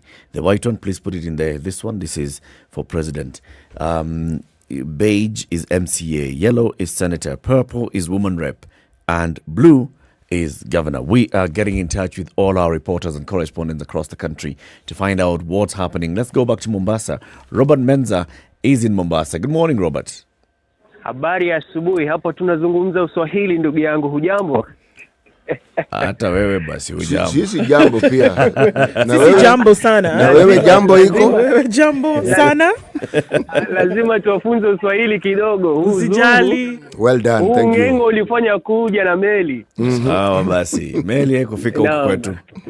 Haina shida bwana. Sasa kufikia sasa hivi niko katika kituo cha kupigia kura cha uwanja wa Mbuzi kwenye eneo bunge la Nyali, ambapo muda wote kuanzia sasa gavana wa kaunti hii Ali Hassan Joho anatarajiwa kupiga kura katika kituo hiki. Shughuli kwenye maeneo mengine pia inaendelea, japo kumekuwa na bugdha kidogo kwa sababu kwenye eneo bunge la Mvita shughuli ile haijaanza kwenye baadhi ya vituo kwa sababu usambazaji wa vifaa vya kupigia kura umeanza kutekelezwa hivi asubuhi. Hivyo basi kutatiza shughuli ile, kumekuwa na foleni kwenye vituo mbalimbali, lakini sasa kwa sababu hakukuwa na wale maafisa wasimamizi wa vituo vile pamoja na manaibu wao pamoja na vifaa, basi ikafanya tu watu wengine kufa moyo, hata kuondoka waende warudi baadaye waangalie kama pengine shughuli ile itaendelea. Tumezungumza na msimamizi wa kituo cha kujumulisha matokeo ya uchaguzi kwenye eneo lile la Mvita, akatuambia kwamba jana kwa sababu kulikuwa na mushkili kidogo kizaazaa, baadhi ya wale wagombea walikuwa wanasema kwamba maagenti wao hawajaruhusiwa kufuatilia ufunguaji wa zile parcels zile ambazo zilikuwa na karatasi za kupigia kura. Hivyo basi ikatatiza kidogo, wengine wakawa wanasema kwamba hawajapata zile badges za maagenti wao pia. Kwa hivyo kulikuwa na msukumo mkubwa ama kizaazaa pia na mvutano, hivyo kuchelewesha ile shughuli ya upigaji kura katika eneo lile la Mvita. Hebu nikuulize. Naam. Ulisema kwamba kuna shida imetokea Mvita. Naam. Na shida imetatuliwa ama bado wako njiani kuitatua? Tulivyozungumza na ule msimamizi wa kile kituo cha ujumulishaji matokeo ya kura kwenye eneo lile, Bwana Sudi Masha, amenijuza kwamba tatizo lilikuwa limetatuliwa na kwamba vifaa vilikuwa vimeanza kusambazwa kwenye baadhi ya vituo vya eneo lile. Wakati nikitoka pale vifaa pia bado vilikuwa vinaendelea kusambazwa. Swali ni hivi, tatizo lilikuwa ni nini haswa? Tatizo jana kulitokea kizaazaa. Baadhi ya wagombea waliofika pale. Kivipi? Wagombea wa viti mbalimbali waliofika pale, kuna baadhi ya maagenti wao hawakuruhusiwa kuingia ndani. Baadhi ya wagombea maagenti wao walikuwa hawajaruhusiwa kuingia ndani, hivyo basi ikawa ni vigumu kwa sababu wagombea wengine maagenti wao washaingia ndani, hawa wengine hawajaruhusiwa. Sasa kukawa na ule mvutano. Vile vile kumgusia tu msikilizaji ni kwamba pale kuna yale makaratasi ya kupigia kura ya ugavana wa kaunti ya Kilifi yalipatikana pale. Kwa hivyo ule mvutano ama ule mushkili ule basi ndio ukasababisha kucheleweshwa kwa shughuli yenyewe ya usambazaji wa vile vifaa vya kupigia kura. Wajua kitu ambacho kinanishangaza ni hivi. Naam. Kwa nini maagent fulani wanaruhusiwa kuingia na kwa nini wengine wanakatazwa? Hicho ndio kitendawili. Na hata afisa msimamizi wa IEBC pale hakuja vyema ama hakuzungumza sababu ni kwa nini. Wajua matokeo kama haya ndio inatupatia kisababu cha kupeleka vitu kotini, sio? Hayo ni ya wanasheria. Basi. Asante. Robert Menza, asante sana, our correspondent in Mombasa. We'll be in touch with you later. Shukran. All right. So let's speak to the people who are running this election today. Commissioner Francis Wanderi of the IEBC is now online with us. Commissioner, good morning. Good morning. You know, I know it's been a long night for you. You may not even be aware that it's 7:42 a.m. Let me just inform you, it is 7:42 a.m. Because I've just... You've just done what? I've just voted in Nyeri. Fantastic. So how is, let's first of all understand how the situation is on the ground as you have seen it and witnessed it yourself. Yes. So which polling station did you go to and how has it been so far? I voted at Kirinyaga polling station. The voting has started well. There is no issue. There are about 50 to 70 people on the queue. I'm going to see what is happening in other places. But the voting has taken off well. Okay. All right. Kirinyaga is in Makueni constituency. So have you heard of any incidences taking place in other parts of Kirinyaga constituency and Nyeri County? I've not received any information. Okay.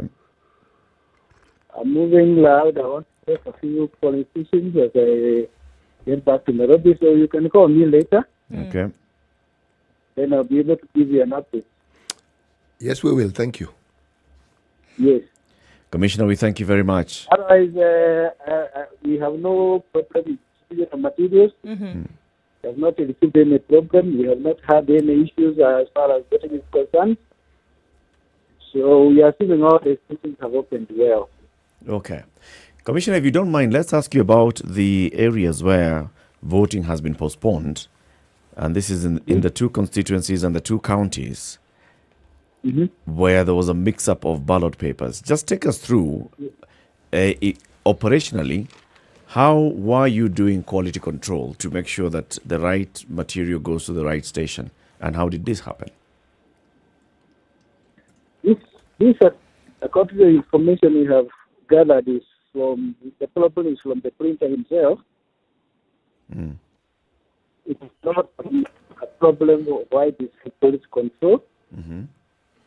And that's why we agree that we have to print and reschedule the election date. Okay. So that the printer can have time to print the ballot papers, which are not mixed. So this particular case is really quite unique. Okay.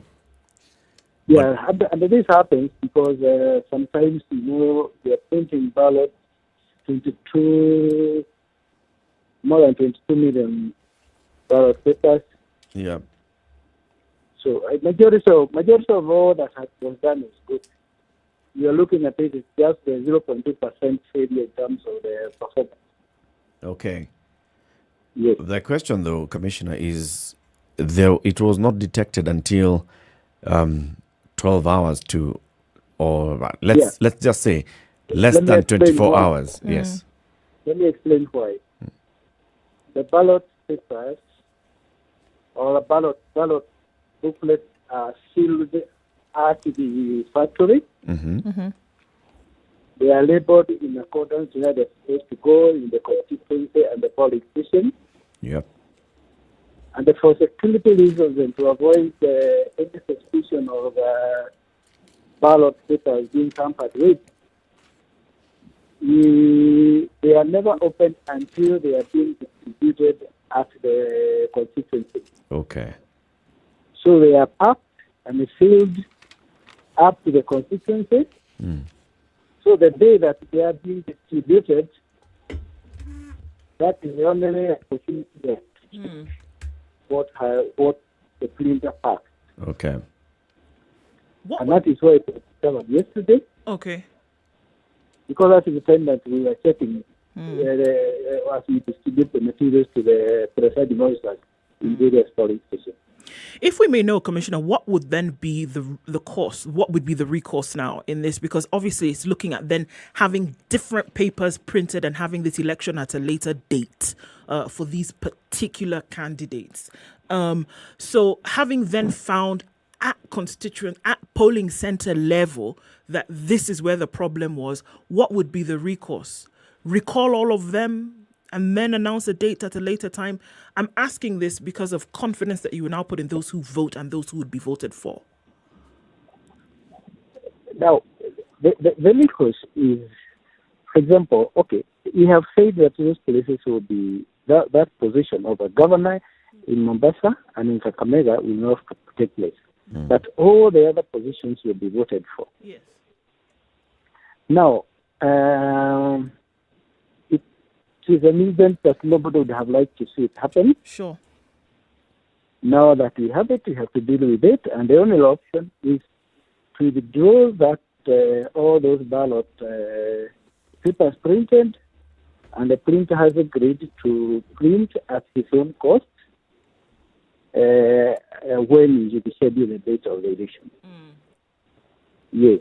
So we can say that this actually was a printing error. It could have happened, at any level really. And the printer now has to just go back and do, because everything was delivered to them in the manner in which it ought to have been printed. We're looking at a printing error that occurred here. Yes, it's a printing error. It's an error from the printer. Okay. Yes.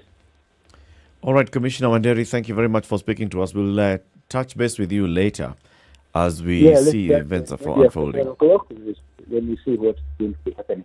Asante sana. Thank you very much. Thank you.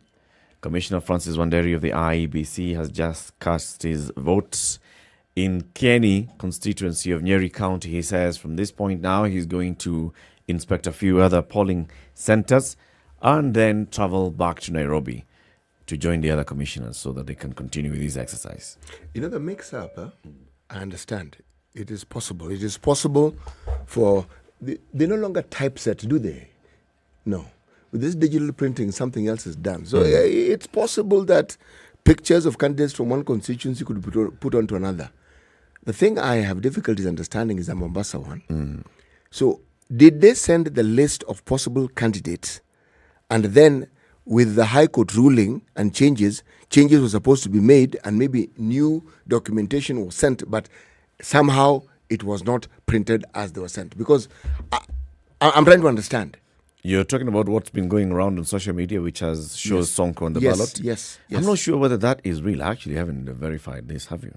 No, I haven't Because verified even it. what we are hearing from the two reporters you've spoken to in Mombasa this morning, Saada and Robert Menza, it's the mix-up was at Mvita.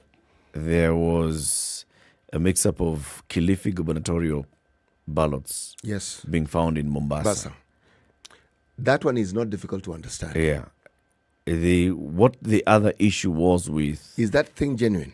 I do not know. We'll establish as we go on. When I talk to these two guys, Robert and Sada, we'll actually ask them that question. Exactly what was the issue in Mombasa. But he says there's also the other issue of at what if you can understand for security and all other reasons, let those things come from the printer sealed. Let them arrive sealed. Let them stay in a warehouse in Nairobi sealed. Let them be distributed sealed. Let them be unsealed at that point of distribution to the polling center. It's how it's done. Okay. Now, if you discover anomalies at that point, if this was not 0.8%, assume it was 10%. What would have happened What then? would have happened? This is why I question about It's the 24 recourse hours to an election. What do you do in terms of recourse? Because you're looking at a significant number of people who will not vote, and you're looking at a significant number of people who will not be voted for. After having prepared over this period of time, it would in an emergency situation then, when it's number one, it's crunch time, but then you're looking at the essential failure of an election. What then would happen when you're saying, are we going to go back to the printer at this point? Are we going to burn the midnight oil to make sure that we deliver at the time that we said we would? Because yes, it's a small number. This is true. Comparatively, it is a small number. But if you could make an error of that, minute amount, you could then make one of a greater magnitude. You could. Yep. So what would happen in the event that did? It is a possibility. But remember also, this printing, there was always an issue with what was to be on the ballot paper. Because remember, up until the 11th hour, we were still going to court. The courts were still making decisions. Remember? There's still things in court as we speak. Yes. But there was no issue in Kakamega or Kirinyaga, for example. Yes, you can see where I'm going with this one. So what exactly then happened? How did the printer get confused and put Anne Waiguru's photo and Kakamega Because ballot? this is the thing, is that some of the details on those papers were actually correct. Were correct. For the area that they were supposed to be in, they were correct. So this one requires an expert. Really? No, it does. You just need to ask the people who made the mistake. Yes. What happened? What happened, man? Take us through your process. Yes. Okay, Did so one of this your is what you've stencils received. fall off? You've received this information from IEBC. So what do you do? It moves from this stage to this stage. So at what stage in that process could a mistake have occurred? Yes. Yeah. Let's hear from other reporters on the ground. Noah Kipkemboi is in Baringo. Noah, good morning. Good morning, Eric. How you doing? We're doing fine, a little bit cold, but we are weathering the storm. Very good. Where are you this morning, Noah? Time here from Tandui Day and Boarding Primary School in Baringo Central. And essentially, people, it's a little bit cold. Show up right now. It's not as expected. But speaking to the locals here, they're saying, we're normally more than this. So hopefully, since there's also the voting and the polling center where, county chairman, Gideon Moore is expected to be voting, there is also that talk that when a leader comes, then you'll see a lot of people joining in. But right now, the lines are short. Nothing much is happening. Just more voting people come in and step out swiftly. Did all the polling stations open on time this morning in Baringo County, from as far as you can tell? Yes, majority of them they did. Actually, last night we spoke to John Mwangi, the county returning officer, just to check on the update of dispatch to different polling stations. That is for the presiding officers. And they say that it reassured us that majority of them, actually all of them, have been dispatched on time. This morning, we were in the polling station 001, which is in Baringo Central, and to be specific, Bomet High School. And we were there around 5:30 since the voting is supposed to begin at 6. We already had people on the line just waiting. Majority of them elderly men. So there's always that talk, these young folks also, they don't show up in time. But majority of them actually started on time. Now here at Tandui also they started at 6. Show up a little bit minimal, but hopefully as the day goes by, more people will show up more. No, I'm sure you arrived there before. You were there as early as yesterday, and you were interacting with the people, the officials, and also the citizens. What is the sentiment around there like? Are they willing to come out and vote, or are you feeling a sense of people just feeling they don't have to if they must not? There is a particular calm around this election, and when you speak to the people, it's sort of, there ain't much happening. So for Rift Valley, for example, we're just having a chat with some of the locals. They're saying, Rift Valley as a region, we haven't come out to vote as usual. These are not normally the numbers. So that is something that I picked up. The numbers compared to the last election in 2017, they are not comparable. Actually, less people are showing up, according to some of the observation by the locals. But they're saying maybe as the day goes by, there will be more people coming on board to vote. That is one. But secondly, it's just the calm around this election. People are really confident of there will be peace and there will be stability. That confidence you can see even when people come to vote. That calm is there. Yeah. So, no, I mean, it's still slim pickings in terms of timing. We're just a few minutes going towards 8 o'clock, and it's likely to be a long day. Do you see that the tempo will be kept up, even, braving the cold weather and coming out and doing this? Do you see that the tempo will be kept up and that folks are really then trying to keep the peace? Definitely. That is what we foresee. Looking at Baringo, actually it's quite a vast county with 281,000, voters. So based on where we are right now, which is Baringo Central, 45,920 voters, and the numbers that we are seeing, we're expecting more people in the course of the day. And hopefully the sun comes up to warm up these elections because it's a little bit cold. Yeah. Noah, thank you very much for speaking to us. We'll get in touch with you later to get an update. Lovely. Thank you, sir. Noah Kipkemboi is our correspondent. He's in Baringo. He's following the election in that particular region. We are just getting in touch with all our reporters across the country. Remember, the Standard Group has collapsed the newsroom. It's win to one. We are giving this coverage, wall-to-wall coverage of what's happening across the country. We have spoken to several people in various parts of the country. We are also asking you to give us your own experience. Where are you? Have you turned up to vote? Have you participated? What's the experience like? Gilbert says already voted. He's even put a photo of the marked ballot paper. Okay. Can you do that? Maurice, it's yours. Yes, after all. Yeah. Maurice says, Wamuchanja, Kabras, Nakuru. Have you voted there, Maurice? Of course, Rafiko saying, let people come out early to vote. No need to wait. Just come in, vote, go back home. It's taking a very short time. Queues are still short in very many parts of the country. Yeah?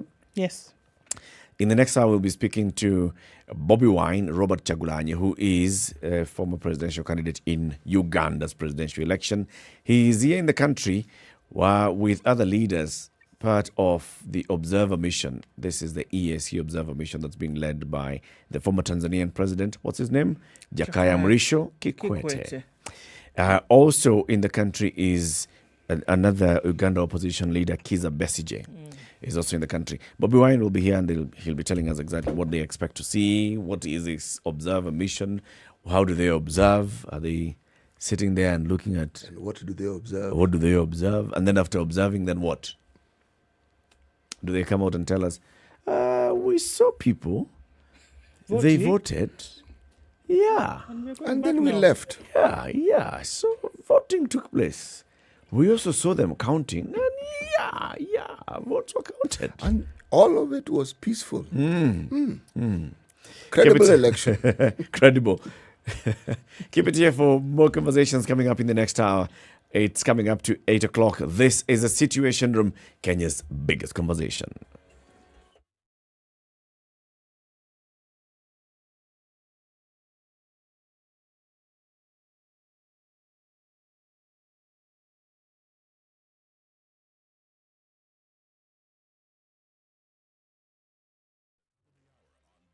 The latest news from around the world. 94.4 Spice FM.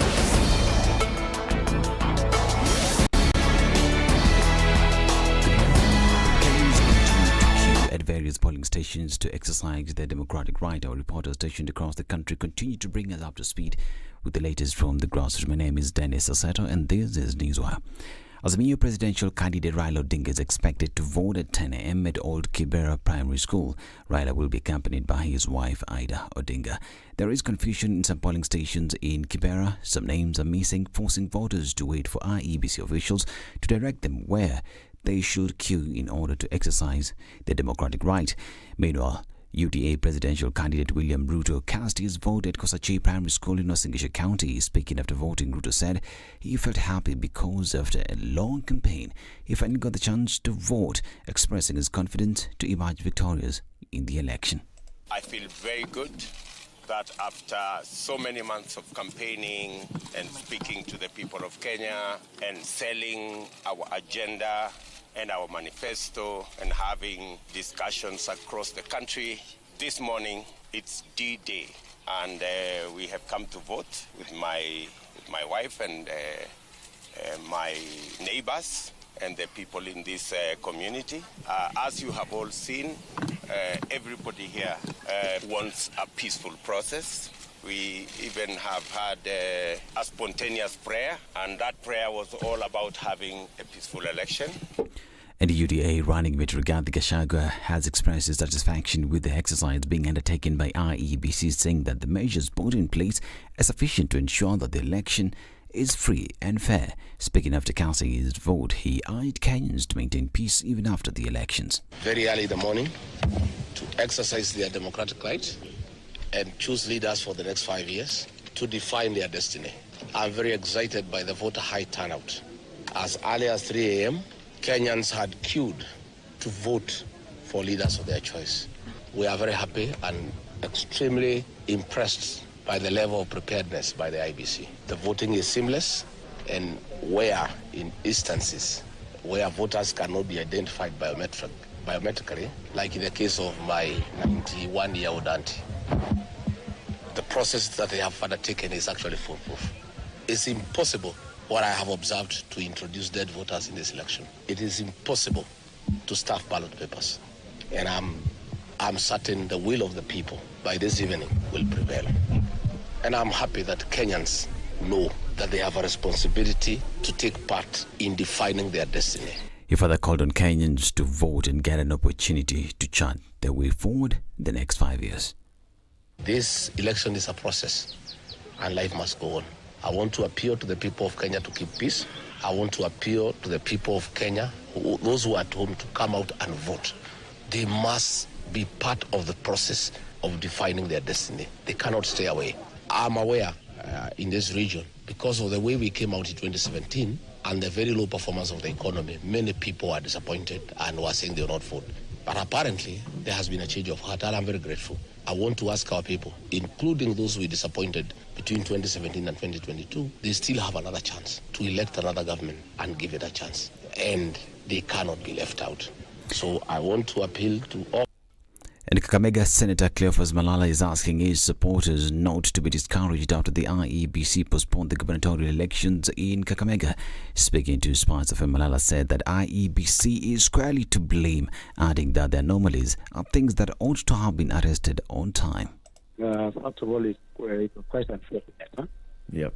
Because we had prepared adequately for this day. We've been preparing for this day for a very long time. And it was until yesterday when we realized that the gubernatorial ballot papers were not for Kakamega County. So we had been communicated to that the elections will be postponed.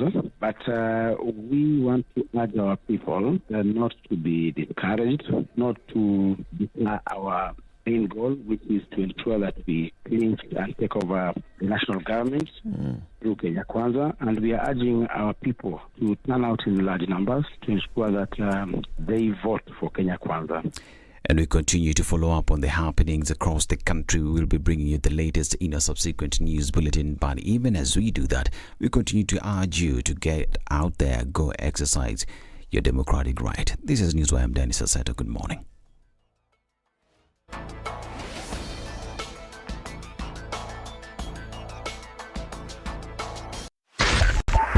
102.5 Spice FM, Kisumu. All right, still early. We're a few minutes after 8 o'clock and traffic is not really an issue this morning. Looking at a little bit of traffic on Mombasa Road, interestingly enough, not quite sure what's causing that, but it's a dot of traffic. Should be sorted out in no time whatsoever. Coming out off of Afika Superhighway, not much of an issue here at all. So traffic is not really a thing today. So, letting you know that just in case it is, let us know what's going on where you are. We hope to keep things moving through the day. We'll be here to find out. SpiceFM KE on Twitter. Let's keep things moving.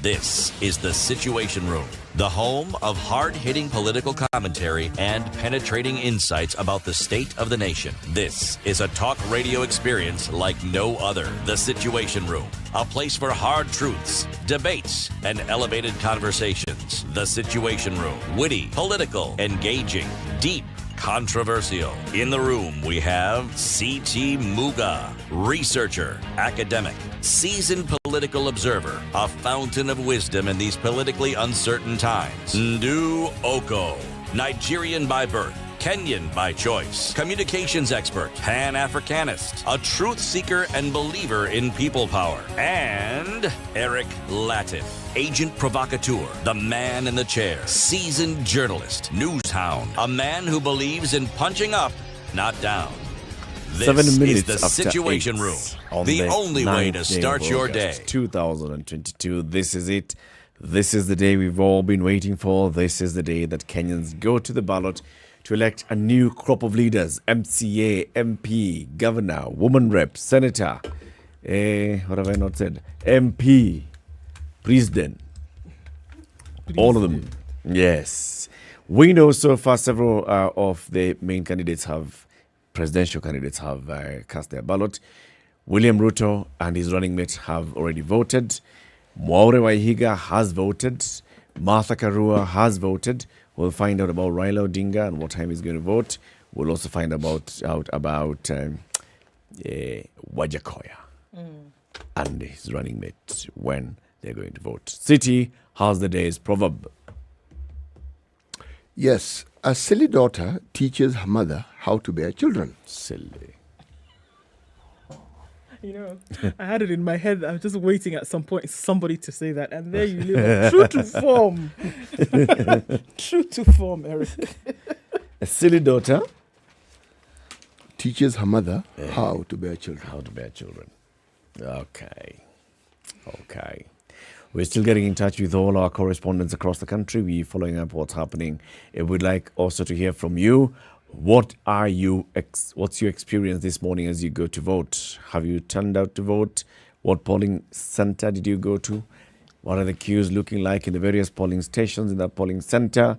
And how long has it taken you on the queue? How long is it taking you in the room, the verification exercise, the receiving of the ballot material, they're going to the booth, they're coming out, they're putting them in the ballot boxes, they're walking out. The ink that you get, that you go now and show everybody, you know what? I have done my part. As the election is taking place, we've got several hundred election observers who've been accredited by the IEBC. They've come into the country. Several in-country, several foreign observers who have arrived through various missions. One of those missions is the East African Community Observer Mission, which is being led by former Tanzanian President Jakaya Kikwete. It brings in several leaders. One of them is Robert Chagulanyi, who is a former presidential candidate in Uganda. Bobby Wine is a Ugandan artist. He's an activist. He's a leader of the National Unity Platform in Uganda. He's in the country as one of the observers, and he joins us on the line. Good morning, Bobby. Good morning. How are you? Very well, thank you. Thank you very much for speaking to us. Welcome to Kenya's biggest conversation. Thank you very much. I'm very happy to be here. You are here as an observer. Yeah. What is that? Well, I am here joining a team of election observers led by the former Prime Minister of Ethiopia, Haile Mariam, together with the Brian Tass Foundation. And we join many other observers from the rest of the world. Personally, it is both observing and also taking lessons, practical lessons back home. Kenya is just our next door neighbor, and we want to get to this level of democracy. Like I've always been saying, Kenya is not where they want to be, but they're certainly on the road to where they want to be. And we all want to be here in terms of democracy. So, I mean, just speaking with you yesterday and then coming into today, it is clear that you will be going round to different areas. I mean, obviously, because you're in the capital today, has already started for you a few minutes after 8 o'clock. And you talk about wanting to, mirror Kenya's democracy. What are some of the things that you've seen so far during this election that are pointers towards that democracy? Well, I came in 2 days ago, and since the day I came in, it was interesting. I will speak in comparison to Uganda because that's where I come from.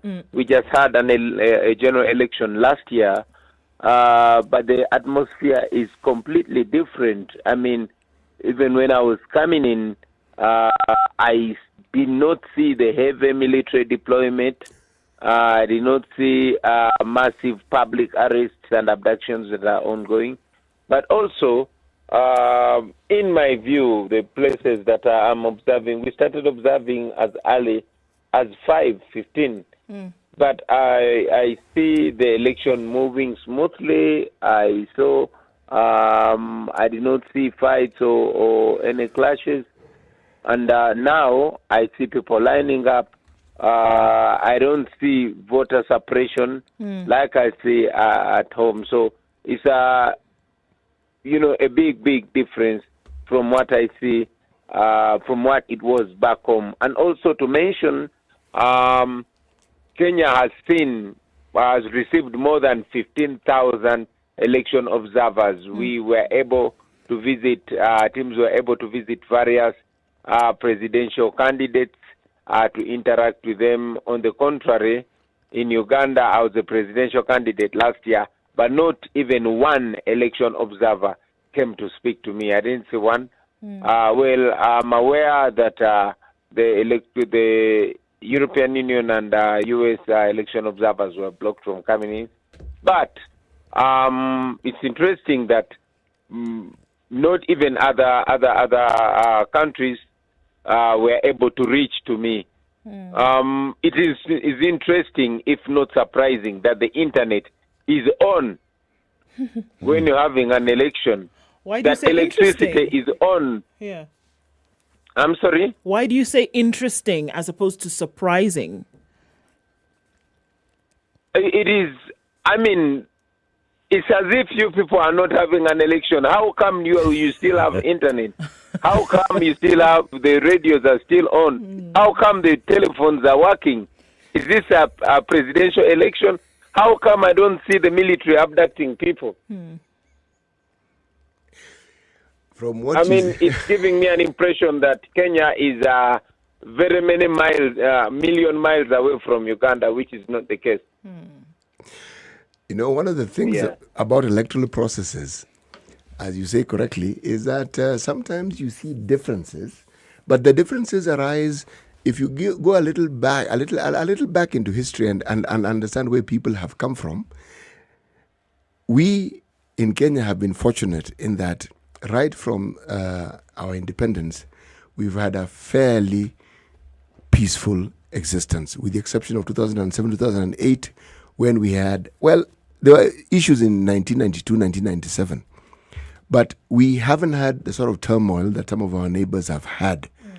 So there has existed a continuous history of peace. And then when it came to transition from the one-party state to multipartyism, we actually have had a transition. A president's term comes to an end, they exit, somebody else comes in. So certain traditions have made it possible for certain things to happen the way you see them. But it doesn't mean that our electoral process is free of problems. It has problems.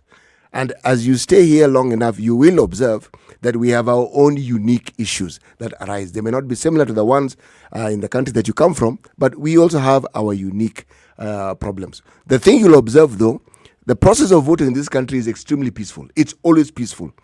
All our problems arise after the elections and when the voting, the counting begins. That's where our problems tend to arise. But the process of voting, it is, as you have observed correctly, it's extremely peaceful. Well, I really appreciate that. I know that you certainly have problems like many parts of the world. And I'm not in any way suggesting that the democracy in Kenya is perfect and it is where it should be. But it is something to learn. I definitely appreciate that you've had your own challenges, the challenges of 2007. And in the past, I noticed that Kenya has also in the past experienced some authoritarianism, particularly in the days of former President Arap Moi. I understand that even one of the presidential candidates had to spend almost 10 years in prison. I understand what is really amazing is how Kenya has been able to mature very fast, how Kenyan democracy is growing and moving forward, not moving backwards. The ability for Kenya to learn through her problems and progress is what should be there for every African country to learn, particularly her sister, Uganda. You will notice that Uganda has had turbulent past. We have faced Idi Amin. We have had a civil war that brought in General Yoweri Museveni. And all that was premised on rigging elections. Therefore, it is only saddening that Uganda has not learnt from that turbulent past as Kenya has. It is my hope and prayer that the next generation will look at Kenya and copy the good things that are there to learn from Kenya, and certainly keep away from the negatives that have, been in Kenya. I noticed that in the past, the politics has been of Kenya has been very tribalized.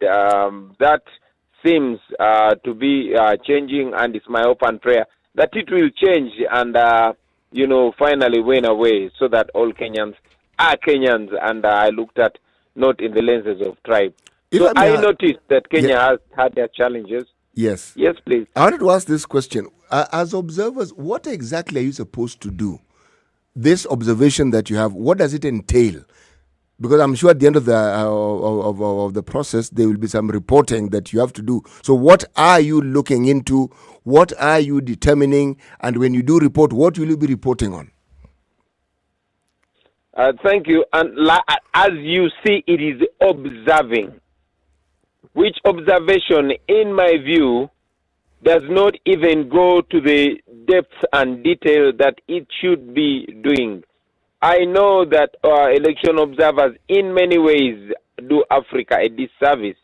They tend to look more at diplomacy rather than democracy. And even when an election has been terrible, observers tend to give it a clean bill of health. You have seen in countries where observers have come, enjoyed the country as if they're on holiday, then give it a clean bill of health, only to have eruptions after the elections. So I am observing, but like I said, for me it's half observing and half learning. So I cannot pretend to say that I am seeing every detail and that what I report is the accurate to the T. However, I will report on what I think people need to learn. And my reporting is largely, because I'm not leading the team, my reporting is largely to the wider population, the things we tweet and all the others, not the official documents that we sign. Because in any case, I believe they change very little, if any at all. Something that has always been of interest to me, observers and the team that comes from East Africa are East Africans, and because they're East Africans, they will have intimate knowledge and understanding of what East Africans go through. But then we have observers that come from the West. We've had EU observers.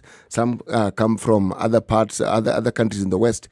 Now, would you know if the roles that you're supposed to play in an electoral process are the same? Thank you very much. It is unfortunate. I am an African. I am an East African. I am home. However, I will give it to the foreigners. I don't know if we do it deliberately, we as Africans and particularly East Africans, to just legitimize what is there, because observers from particularly the European Union tend to come, they observe the election all through, they observe the democracy, not just the election. Yeah. Because as you know, an election is not just an event, but a process. They tend to come into the country several months before the election. They have staff that stays in the country. But in this particular election, I'm aware that they came in months before today, and they will stay months after today. Therefore, I look at that as an effective observation, other than ours that come in a few days to the election, are largely confined to our hotels and comfort areas, show up at the polling stations for a few minutes and then head out. So I also think that we as Africans, and East Africans in particular, have to own up our responsibility, have to be more vigilant than the foreigners. We have to do this for ourselves. Unfortunately, the West seems to have more interest in our democracy than ourselves, and that is something that must change. And also, you notice that the West, particularly the EU and the US, tend to have more confidence to even point out what has not gone right in an election, other than we, the Africans. We tend not to want to offend our neighbors or our counterparts. Observers from the East African community and observers representing the African Union tend to be just a rubber stamp. Otherwise, how can the African Union say that the elections in countries in West Africa where I'll give an example of Equatorial Guinea. There had just been an election, and the African Union cleared it that it was free and fair, only for the military to carry out a coup later on. Look at the case of Uganda in the recently concluded joke of an election. The African Union did not have the balls to speak the truth that the European Union spoke.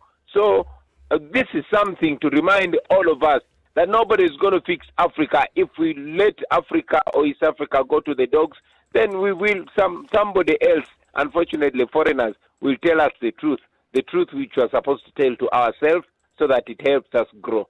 Bobby, I want to go back to something that you said previously, whereby you're from the, more or less from the outside looking in.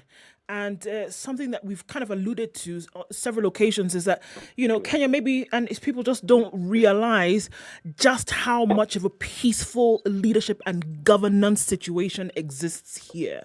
If you have to come from somewhere else and observe what happens here, probably then giving light to some of the things that you have just said. And so when we talk about keeping the peace sometimes, and we look at the situation in Kenya, it's incomparable to what happens in other countries on the continent. So there have been peace messages that have been spread for months before this election. There has been the reminder that, never again should Kenya get to the point whereby we've seen violence erupt like has in, previous years. But then looking at the balance that you speak of, that exists here, what would you then say to the situation to say, you have a pretty good deal going on here. What would you encourage in terms of fostering and nurturing that political situation?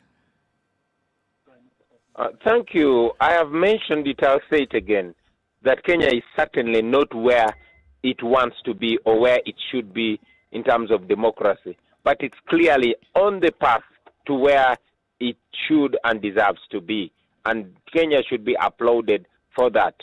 The ability of Kenyans and Kenyan leaders to learn from the turbulent past, from the challenges that they've had, in my view, has played a big role. 2007 is something for Kenyans to learn from, and also from the Kenyan leaders. The fact that some of them had to even be taken to the ICC is something that they've learned from. So we give it to the Kenyans. I know that the leaders have learned their part. They've learned that their contribution, their actions or lack of actions that lead to instability are something for them to watch out. But also for the people of Kenya, if I were them, which I am not, I would really not take for granted the goodness that is there. Their ability to go to the polls unhindered should be is an opportunity that should be embraced for them to turn out in large numbers and peacefully assert their voices. Bobby, you say you're in the country with a team that's being led by former Ethiopian Prime Minister Haile Mariam Desalegn. Who else is in this particular mission of yours? Who else is in this mission? Yes. Yeah, from Uganda, I came along with Dr. Kizza Besigye, a fellow opposition leader from a sister political party, the FDC, and a four-time presidential candidate. I came along with the Secretary General of the party that I lead, the National Unity Platform, Mr. David Lewis Luvongoya. Then from Tanzania, there's a comrade, from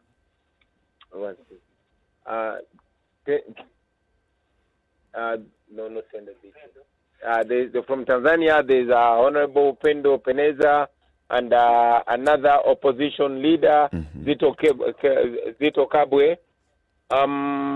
We have a team from South Africa, some MPs from South Africa, from Zimbabwe, from Somaliland, and other African countries.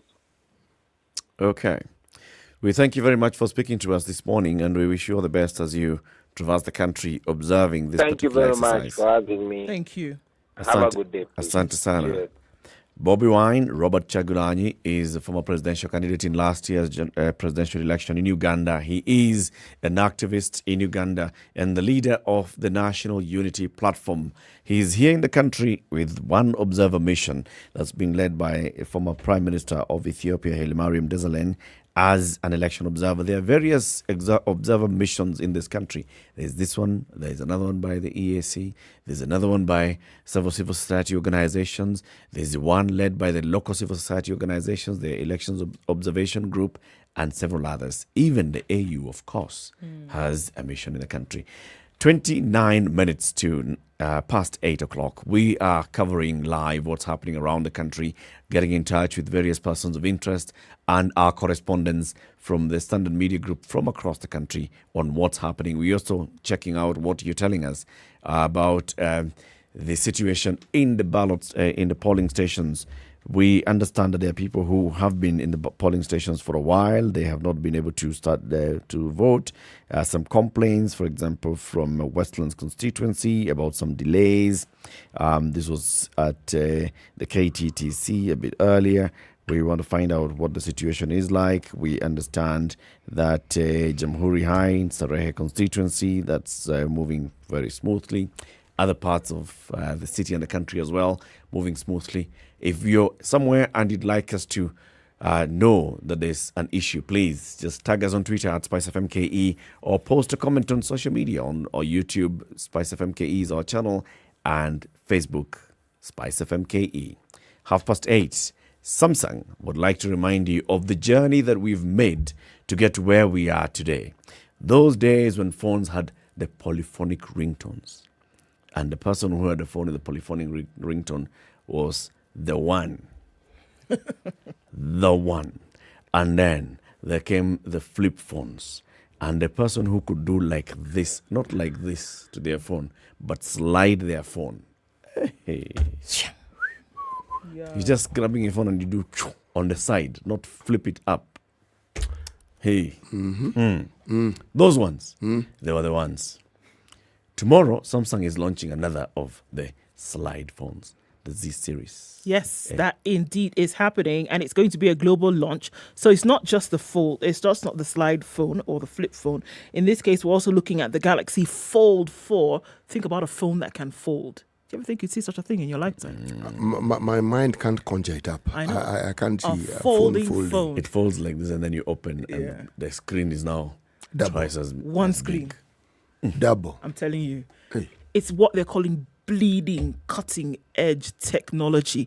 And looking at that being the pioneer of the global leader of foldable technology in smartphones, which gives users access to the very best smartphone technology and features in a much smaller and more comfortable form factor. So watch the global Samsung Galaxy Unpacked stream live on Wednesday. That's tomorrow, the 10th of August at 4 p.m.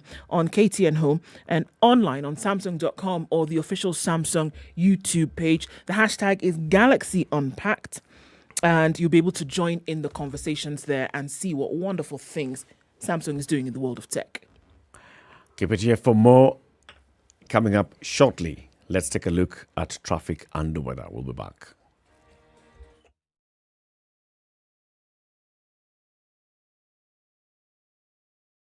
This is the Situation Room, the only way to start your day.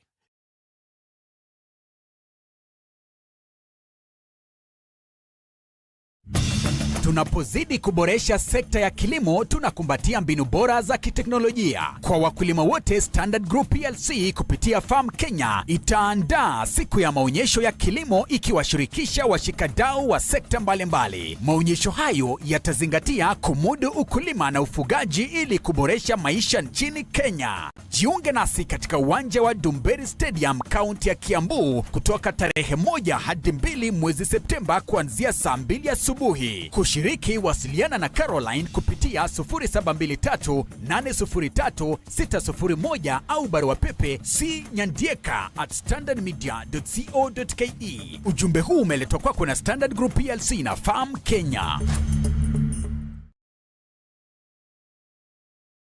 Mobile phone technology is as close as you can get to a modern day miracle. And nobody does it like Samsung, who will be launching the amazing Samsung Z Flip 4 and Samsung Z Fold 4 on the 10th of August. Join me on Jimmy Gatto Live this Saturday from 2 p.m. to learn more about the launch as we look back at the advancements in mobile phone technology on 94.4 Spice FM.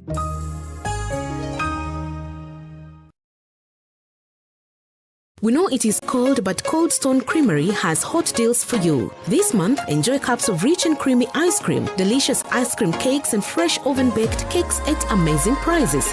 Visit any of our stores in Nairobi or Mombasa and indulge in your favorite treats. Cold Stone Creamery, the ultimate ice cream experience.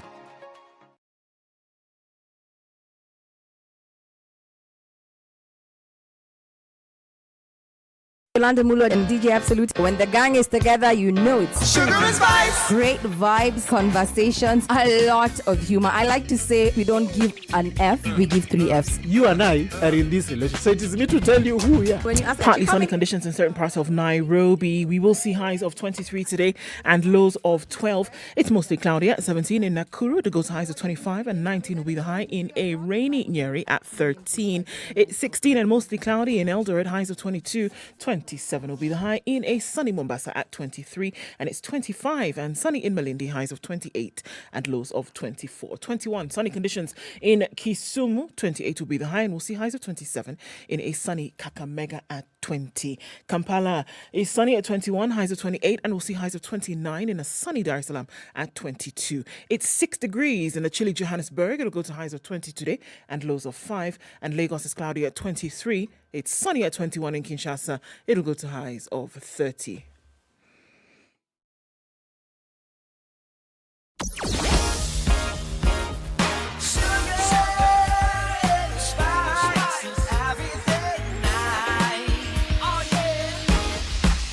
Not much in terms of traffic this morning.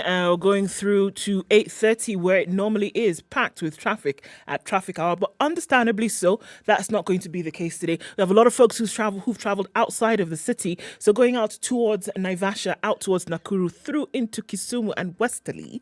Traffic is not an issue on your major roads today. If we're going back east, going out towards Machakos and then further out into Mombasa, it is not an issue either coming into the city. Keep an eye on things through the morning. Let us know what's going on where you are. SpiceFM KE on Twitter.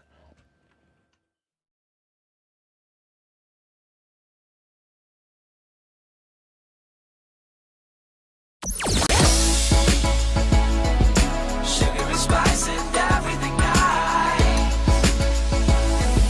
Spice FM. Spice up your life.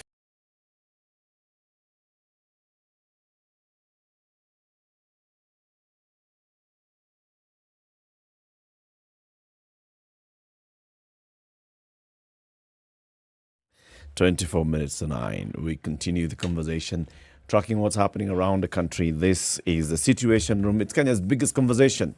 Spice FM, KTN Home, online on YouTube and Facebook, and www.spicefm.co.ke.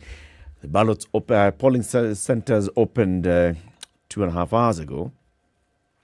Some places are reporting that they haven't started voting because of some delays here and there, logistical challenges here and there. But many are saying they've already started voting. We already know some of the presidential contenders, William Ruto, Mwaure, Wahiga, have voted.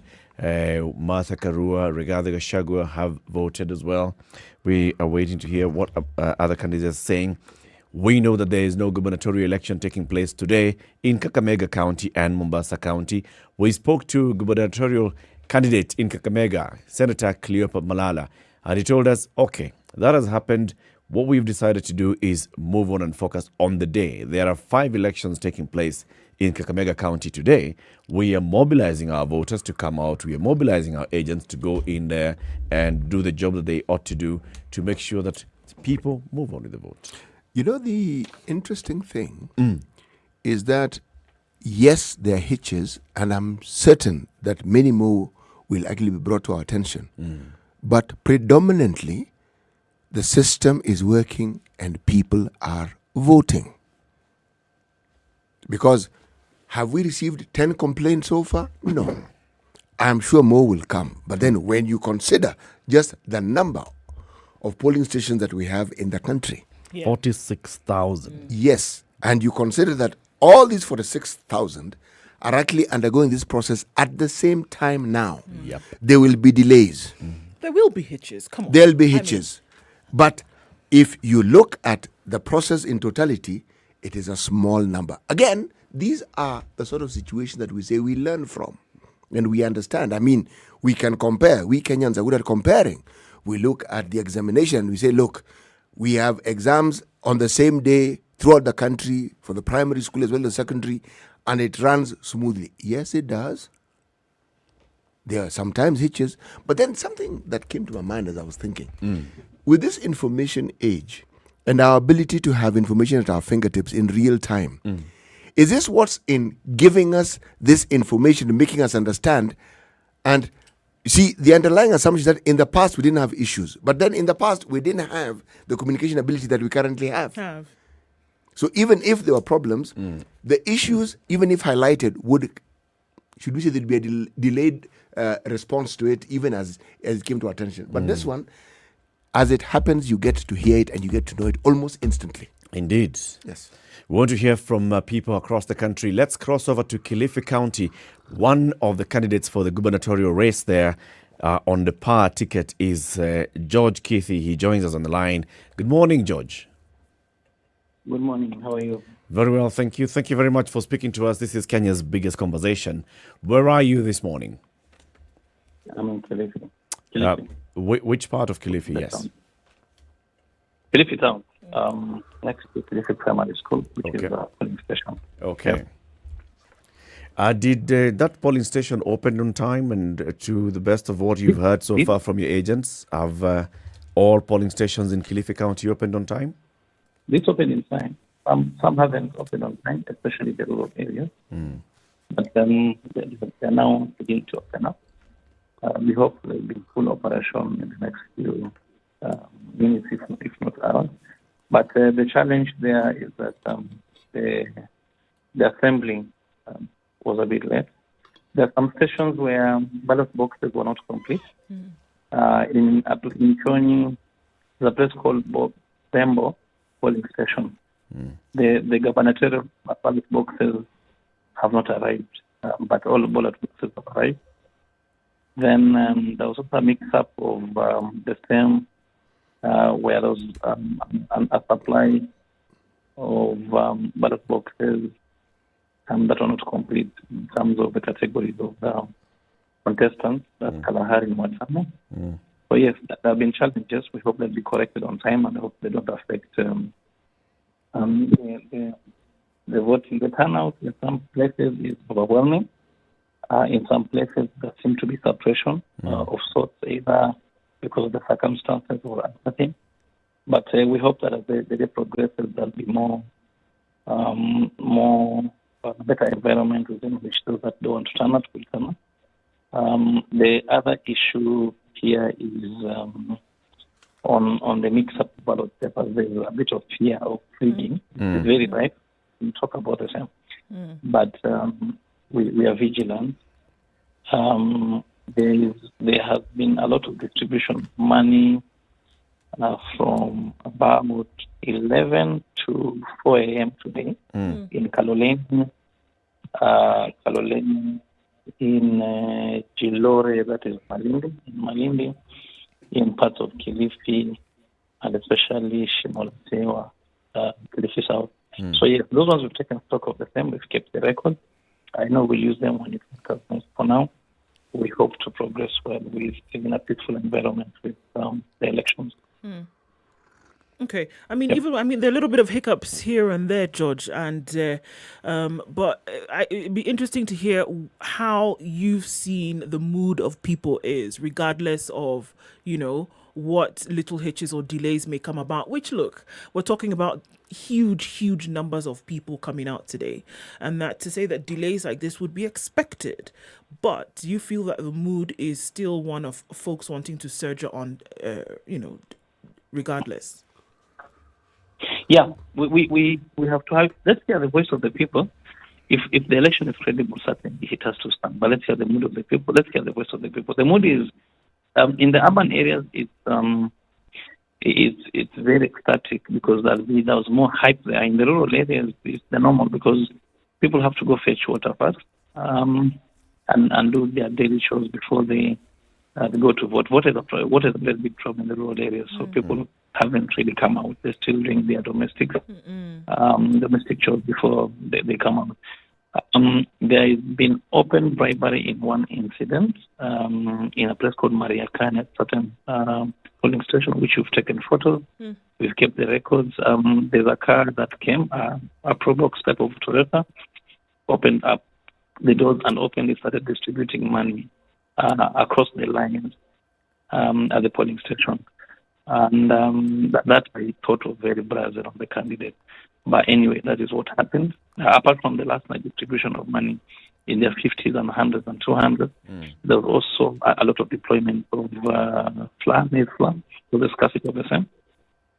They've also, because people are poor here, they need food, so there was that deployment.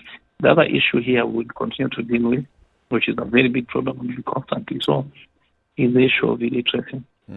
So that's a question of assisted voters, which means therefore a person pronounced as preferred candidate but does not know the mark that is putting as against the paper because can't read. Yeah.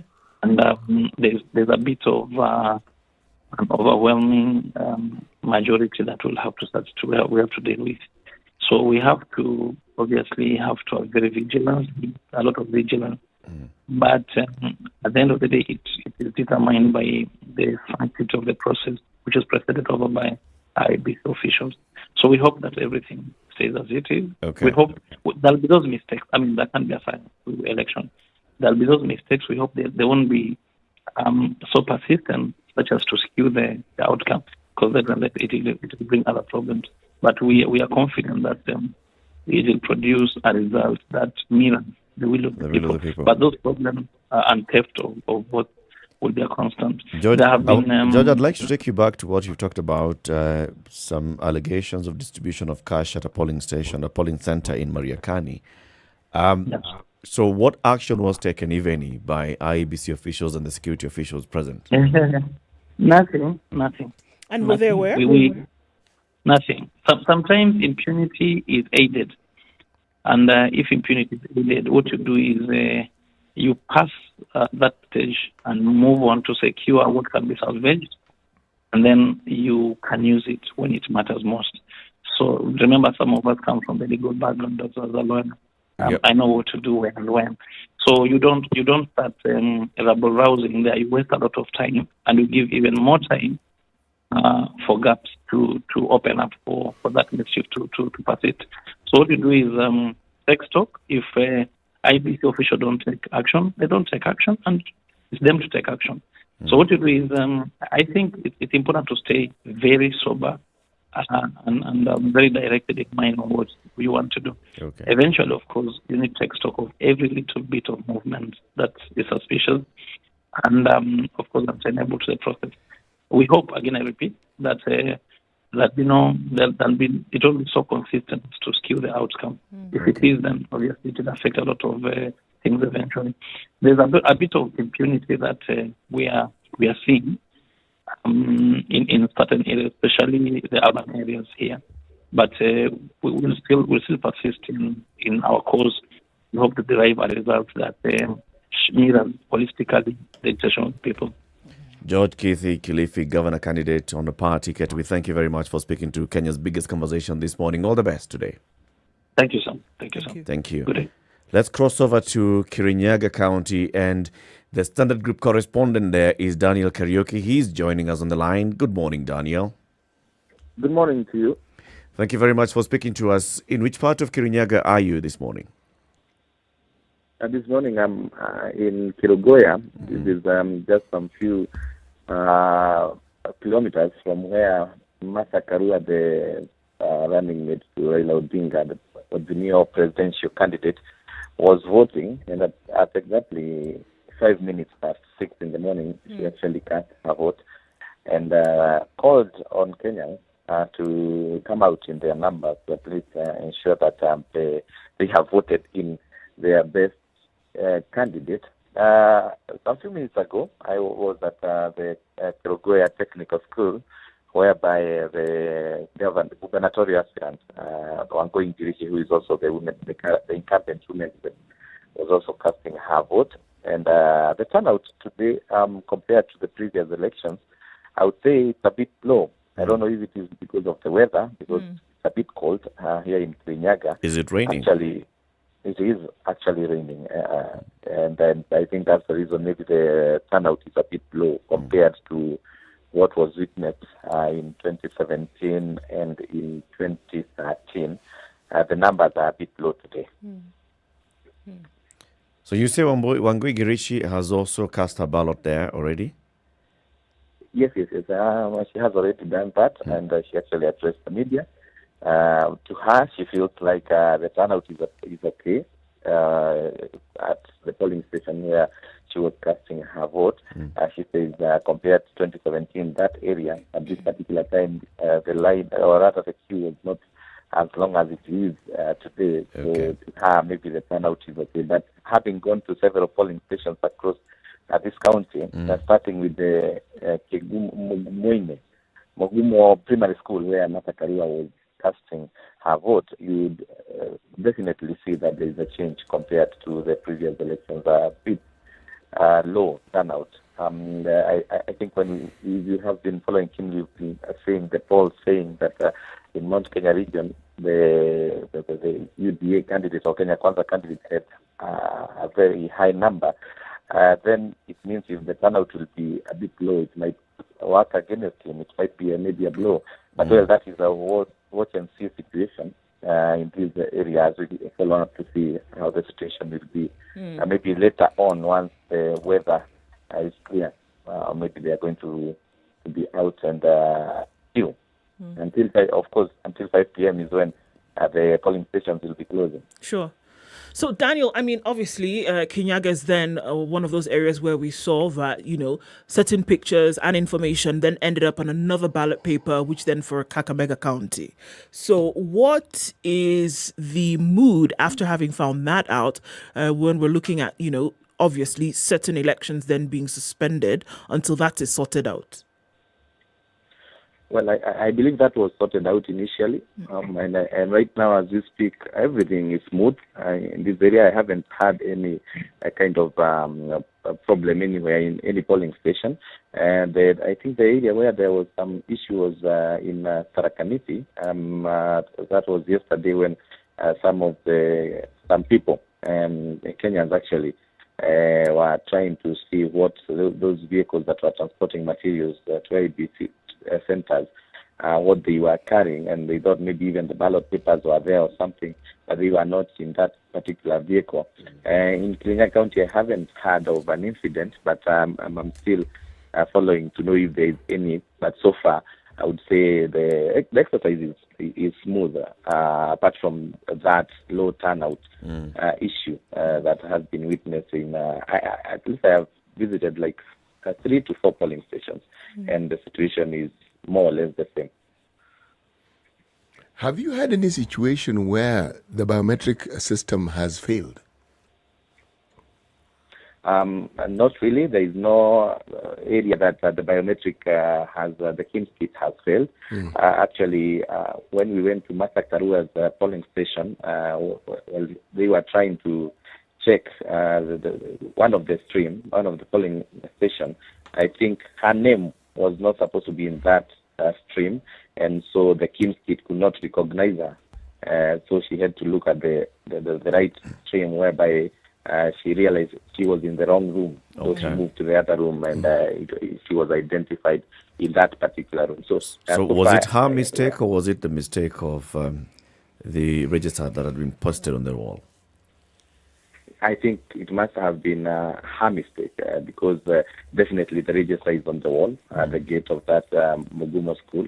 So it should have been maybe automatic that she knows the right stream, rather the right queue. But she went to the wrong one, and she realized that the KIMS kit could not recognize her. But the other room where she cast her vote is where the name was actually in that polling station. So she actually did cast her vote there.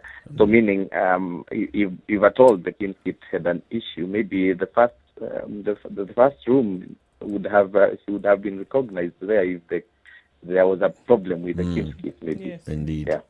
Daniel, we thank you very much for speaking to us. Daniel Kariuki is our correspondent in Kirinyaga County. We'll be getting in touch with you later today. Okay. Let's cross over to Makueni, and Stephen Zioka is our correspondent there. You reported some issues earlier with the Kim's Kids. Stephen, good morning.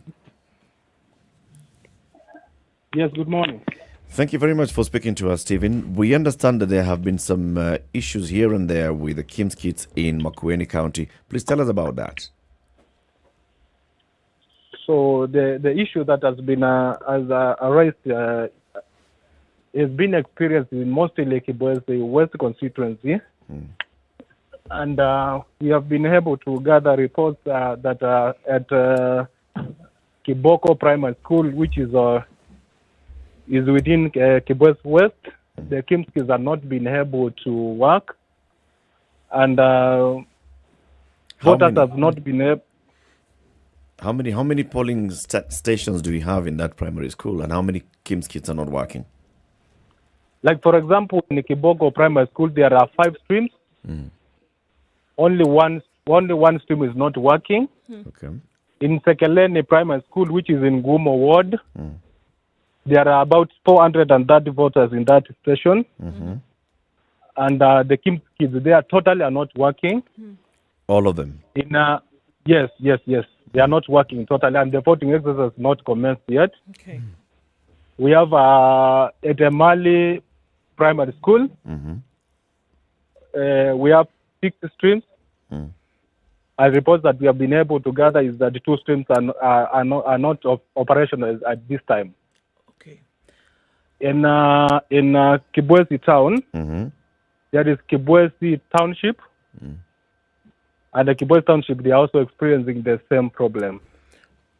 Okay, so Stephen, when you talk about these Kim kits not working, so what are the officers on the ground saying in terms of communicating what the next step of progress then will be? Because you can imagine a situation whereby folks have come out to vote, machinery is not functioning, and they're still standing around, or have people started to dissipate?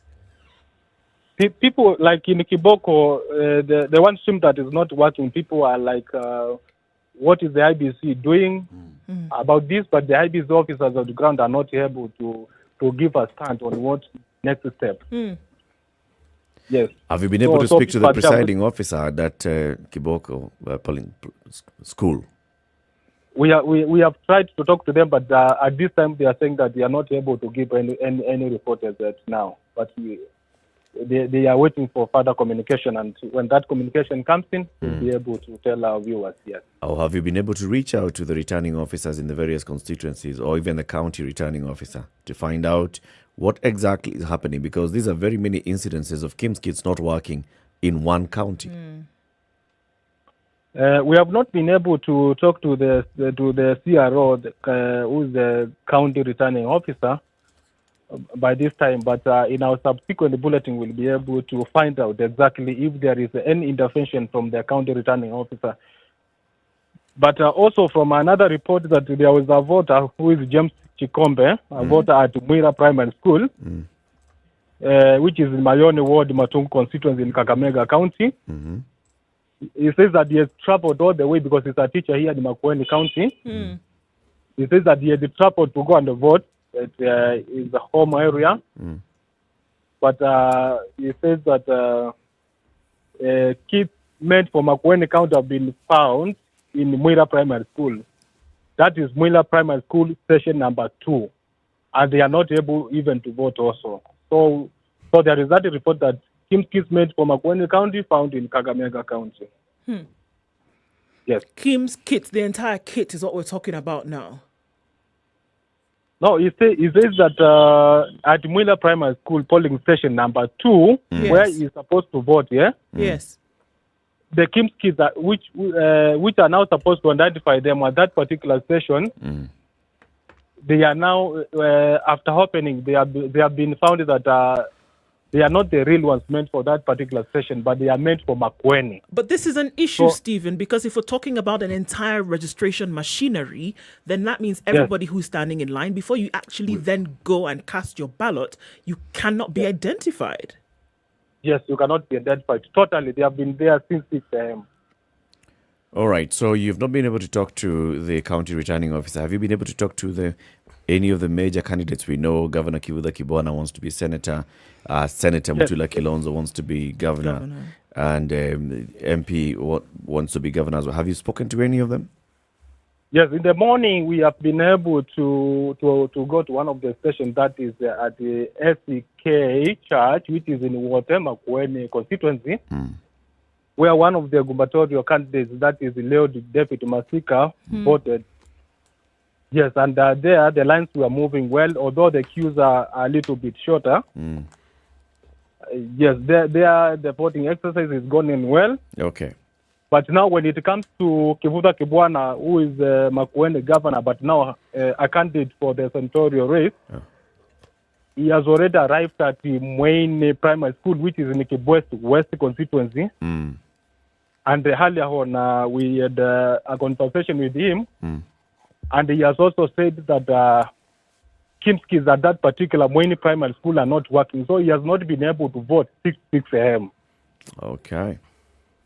Yes, Mutula Kilonzo Jr., who is also a gubernatorial candidate for this particular election, he says that he will vote earlier at around 11 a.m. Okay. Yes. Patrick He'll be voting at. Patrick Muzimba is voting at the Sekeleni Primary School, which is in Kibwest West constituency, and it is at that particular session that we are also experiencing the Kimskis failure. So we'll be voting there earlier, probably if the Kimskis will be working or if the manual system will be failed. Yes. Steven Zioka will get in touch with you later on today to find out if there's any development. Thank you very much for speaking to us. Keep it here for more conversations coming up in the next hour, tracking what's happening around the country. It's 9 a.m. The latest news from around the world. 94.4 Spice FM. Kenyans continue to queue at various polling stations so as to exercise their democratic right. We are following up on the latest development from across the country, but now we head to Gigiri, where there has been delays at Gigiri polling station after voting exercise was delayed due to unavailability of indelible ink. The voters who have queued and are quickly getting agitated are complaining that they were on the queue early to exercise their right to vote. We now link up with our reporter Trix Ingado for more. Absolutely. What you're saying, that indelible ink that many are having is what many of the voters who are queued here are waiting for. But of course, there have been delays and of course a bit of agitation from the voters saying that they are tired of waiting because right now we have had the voting materials just arriving. We're having voters who arrived here at 6 o'clock and they weren't able to vote, and now they're just witnessing the officials preparing. We are even having the agents right now being verified by the officials, giving their papers, their letters that are needed. These are agents that are representing political parties, and therefore this delay is causing a bit of agitation. We have Westlands Member of Parliament, Tim Wanyonyi, who is also waiting equally, just like the voters who are here. And perhaps let's just speak to him and have his sentiments on that particular delay. There's been a bit of delay. What do you have to say about that? The delay, it's actually worrying because I've been here for now nearly 2 hours since I came. And you can even hear the members of public complaining at the background. So far, we have not been given any explanation, but what I'm hoping is that whatever is happening at the end of voting, they must extend the time that has been lost, because we have lost 2 hours, surely. And people came early. I was here as early as 6 a.m. when I was here, and I found people here, and they're still waiting. Meanwhile, Court Secretary General Francis Atwoli has voted in Hoisero, Kakamega County. It says there have been issues with the Kim's kits, but that the exercise was good and sufficient. He expressed optimism that there will be good and peaceful election. The camp kit, it has some problems because of network systems. They are not coordinating in a manner that voters expected it to be very fast. But the beauty of it is that next to it also, they have the manual one, which confirms, but it took time, though it brought the required details, but after a certain time. So I think in most cases where we have a network problem, there might be some delays. But here, I didn't know why, because we are part of the urban Kakamega, and it shouldn't take long like that. We expected it to take about 2 or 3 minutes, and then you are through. So we are anticipating a lot of problems, particularly in the interior, rural Kakamega and other places that a network is wanting. But the whole exercise is good. The returning officers are good, apart from a little bit delay. And also the clerical officers are very, very keen to help and assist to make sure that the required ballots are put into their rightful places.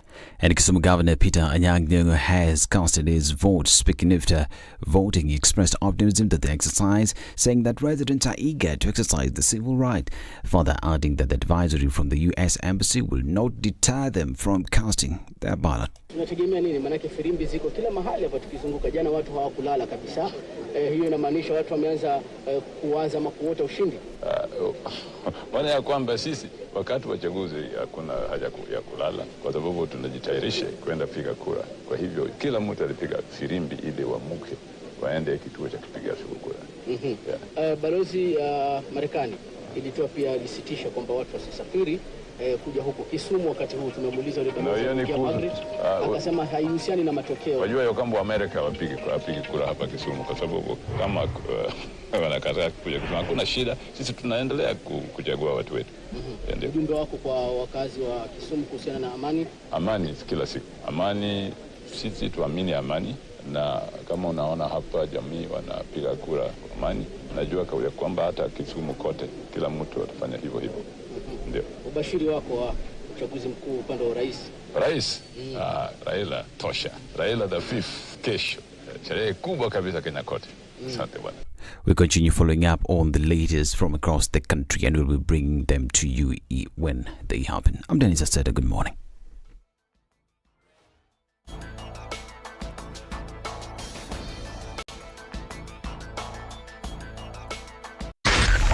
.4 Spice FM, Nairobi.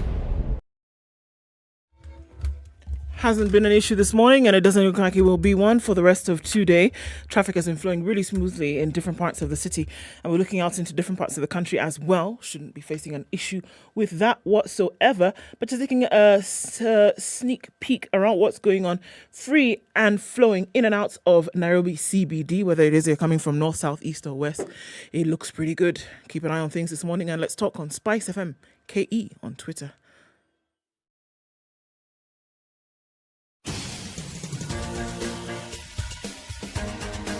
This is The Situation Room, the home of hard-hitting political commentary and penetrating insights about the state of the nation. This is a talk radio experience like no other. The Situation Room, a place for hard truths, debates, and elevated conversations. The Situation Room, witty, political, engaging, deep, controversial. In the room, we have C.T. Muga, researcher, academic, seasoned political observer, a fountain of wisdom in these politically uncertain times. Ndu Oko, Nigerian by birth, Kenyan by choice, communications expert, Pan-Africanist, a truth seeker and believer in people power, and Eric Latif, agent provocateur, the man in the chair, seasoned journalist, news hound, a man who believes in punching up, not down.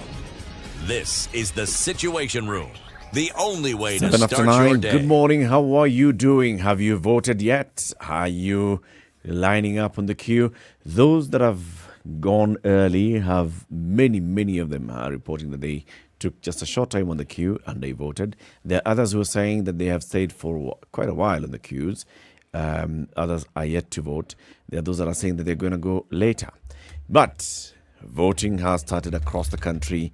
Polling stations opened at 6 a.m. Several of the leading candidates have already cast their ballot, and we are tracking what's happening countrywide right here on the Situation Room. CT, the day's proverb as we start the hour. Yes. A silly daughter teaches her mother how to bear children. A silly daughter teaches her mother how to bear children. Yes. Okay. Enough said. This is from Gabon. This is from Gabon. There's actually an N there, eh? Bon. Gabon. So Gabon. you pronounce the Gabon. N, but nasally. So you go Gabon, then you go Gabon. Gabon. Kama ni N ya ng'ombe unaweka apostrophe. Nagombe. Keeping it here and getting in touch with several correspondents and persons of interest across the country. We'll be speaking to other candidates as well. Let's speak to somebody who is in the communications team of the Kenya Kwanza presidential candidate, William Ruto. Dennis Itumbi, good morning. Morning to you, sir. How are you doing? Very well, thank you. And you? I'm well, just driving back from Kirinyaga, where I've just cast my vote. Where were you? I was in a polling station called Gadoge Polling Station in Kirinyaga County. We have sacked some people and employed others. Which constituency of Kirinyaga County? Which? Constituency. Gishugu constituency. Okay. It's by the way, interestingly, it's the home of Azimio running mate Mother Karua, and also the home of the current governor of Kirinyaga, Anne Waiguru. So Yoshogo muko watu wengi. Kabisa. How was the turnout by the time you turned up there and as you were leaving? Well, at my polling station, the turnout was very high. I mean, by the time I got in already, there were at least 200 people in each of the streams. There are 7 streams in the polling station where I voted. All of them were full, and by the time I left, there were people still streaming in. I then took my dad to vote, and even where I took him to vote, there was still the turnout was very high. Okay. However, my younger brother voted in Embu County, and he tells me the turnout was a bit low. Partly, he blames a bit of light showers in the morning. So we can only hope that the turnout will be higher as the day progresses. We're having a conversation earlier with our correspondent who's in Kirinyaga County, Daniel Kariuki, and he was telling us, yes, exactly what you're saying. In some parts, there's low turnout. People maybe had been held back by the early morning showers. But were there issues with the voter identification and the entire process going in and coming out? There were no issues on voter identification, but the polling station where I vote, there was a delay of about 40 minutes to open the station, partly because the station did not have tables and chairs. I had to donate a number of chairs and tables. I donated 5 tables and 10 chairs for the process to start. Dennis, let me ask you the question. Was this a primary school? No, it was a market. I voted in a polling station, which is a market. Okay. So how many streams are there in that particular polling center? 8 streams. Did others have the furniture? The one I took my dad to vote in had the furniture. The one my bro voted in had the furniture. And both of them, the other 2 opened on time. It's only this particular one which had a small problem on opening time. But after opening, I was the 5th person on the queue. After opening, the process went very fast. Okay. Yeah. So we've also seen that, there's certain things going on, knowing that, certain parts of the country will then have to stop, or rather that the elections will be suspended. And I think we're asking this question through the morning, is that then what is the mood, knowing that will happen, but that there are other, elections that need to happen today? That's Mombasa and Kakamega. From what I can see from, I'm partly because of where I sit, I'm able to see what the agents there are talking about and the complaints coming from the other polling stations. Yes, and also looking at, Kirinyaga County, folk, looking at pictures on another ballot paper kind of thing. Yeah, all that, what happens, as the biggest thing in this thing is communication. As long as communication comes on time, people have no problem. I mean, like I'm telling you, we had 40 minutes of a wait. But because there was communication of the problem, people did not have issues. They queued quietly. and they waited patiently. And by the way, in that particular polling station, the chief was very friendly. And, he managed to calm people down and tell them everything will be sorted. So by the time we got the chairs and the tables, so the problem comes in where there is a delay in communication. For instance, I can see from my agents group, I can see a situation in Mvita where polling has just started now. And already people are already protesting. I've also seen in the Raka where they are saying in a certain ward, only one polling station is operating out of the others. But because of the communication, people are quiet and they are willing to wait. So communication. From your network of agents across the country, Dennis, are there areas where polling stations have not opened at all at this time? Coming up to 9:15. Yes, I'll share a video with you after this call of somewhere in Zaraka where they're actually saying not only have the polling materials not arrived, they are not even IEBC official. And it's a registered polling station? It's a registered polling station. They are even there's a high turnout there, and they are now holding a citizen press conference. You'd say, put a phone. They have recorded themselves outside that polling station and showing that they are the only ones who are there. However, how we deal with this thing is once that complaint comes, we forward it to IEBC through our chief agent, who then react. We have been able to solve a similar situation in Meru. We also solved a similar situation in Isiolo. So what you're saying is so far there is nowhere where you would say there is a problem and there is no solution. Okay. Most of these things are happening with solutions are coming quick enough. There is nothing to complain as of now. Okay. Also, again, looking at it from that national level, with the national lens, are there issues with Kim's Kids? No, I've not seen any so far. I haven't seen any so far. In the event I see any, because I have your line, I'll share with you. But as of now, nothing has come up on the agents. We have agents in all the wards which run to over 1,400, and I can see what they are saying up to now. I haven't seen anything on Kim's Kids. We also have a group of agents of constituencies. I haven't seen any complaints there. All right. Dennis Itumbi, thank you very much for speaking to us. We wish you all the best as you travel back to Nairobi. All right, thank you very much. God bless you guys. Cheers. God bless you. So we are hearing from Dennis. He is, of course, coordinating the agency network for the Kenya Kwanza presidential candidate and their campaign. And he says, well, what they're saying is, most of the polling stations have opened on time. Some have not opened on time. What they are also seeing from their agents is their agents are reporting just a few issues here and there which are being sorted. So by and large, voting is happening smoothly across the country. President Uhuru Kenyatta is on his way to Gatundu to cast his ballot in Gatundu South, where, of course, he's a registered voter in Gatundu South constituency. We also know that there are other people who are casting their ballots across the country. Where are you? Who's this? Sauti says they've just cut their ballots. You know who you? The president actually has cast his ballot. As we speak. Just cast my vote. We continue urging our fellow Kenyans to vote and go home. IEBC on their part should conduct a free and fair election, urging Kenyans for a level playing ground for all. Sauti ya Jamii. President Uhuru Kenyatta has already cast his ballots. Yes, he just did. Also with First Lady Margaret Kenyatta. And they did that at Gatundu South. At the polling station was Mutumo Primary School. I think he's giving a statement to the press there talking about what he did in terms of his civic duty and what his choices are. I don't know that he shared exactly what he casted. But yeah, he's done that. And so looking at probably one of the last but the last that he will do or that he will make as president. And so that was interesting to see as well that he's gone home to do that with his wife. Indeed.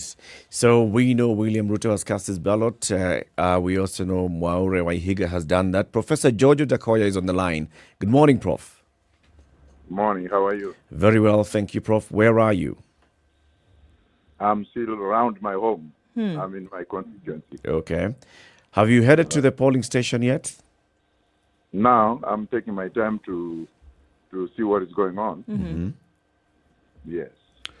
And what do you see going on? I'm seeing people voting for me online. For you? Sending me pictures. Yes. You hear those noise? Can you hear the noise? Yes. You hear the noise?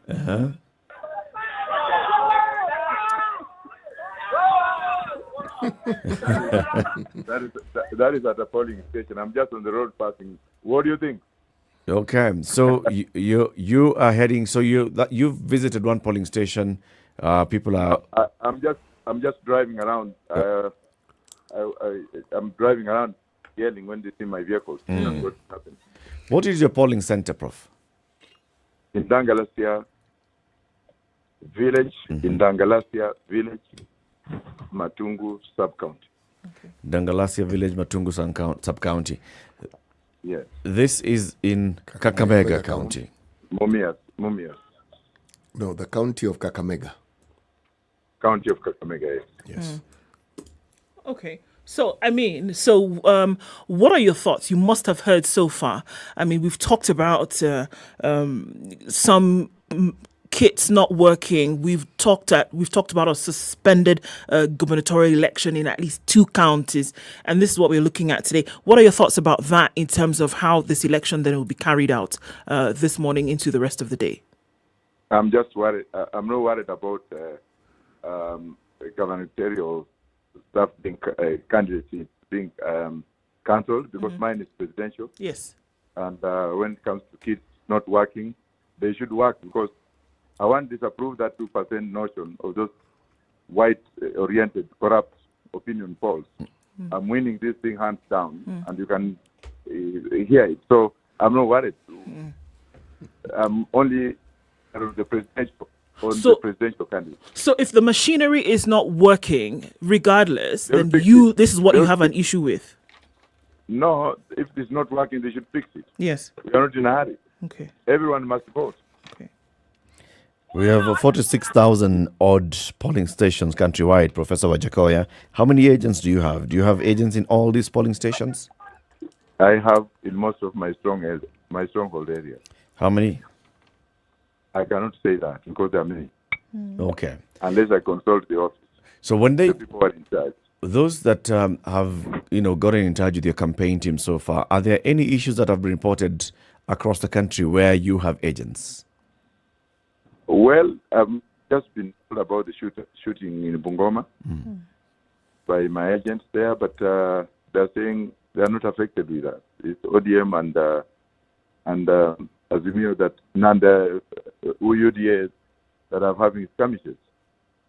And I can assure you that you will not hear a single incident on our party because of our discipline. The candidates have been told to observe the rule of law. They listen to me, and there are consequences if they violate what we are doing, what we stand for.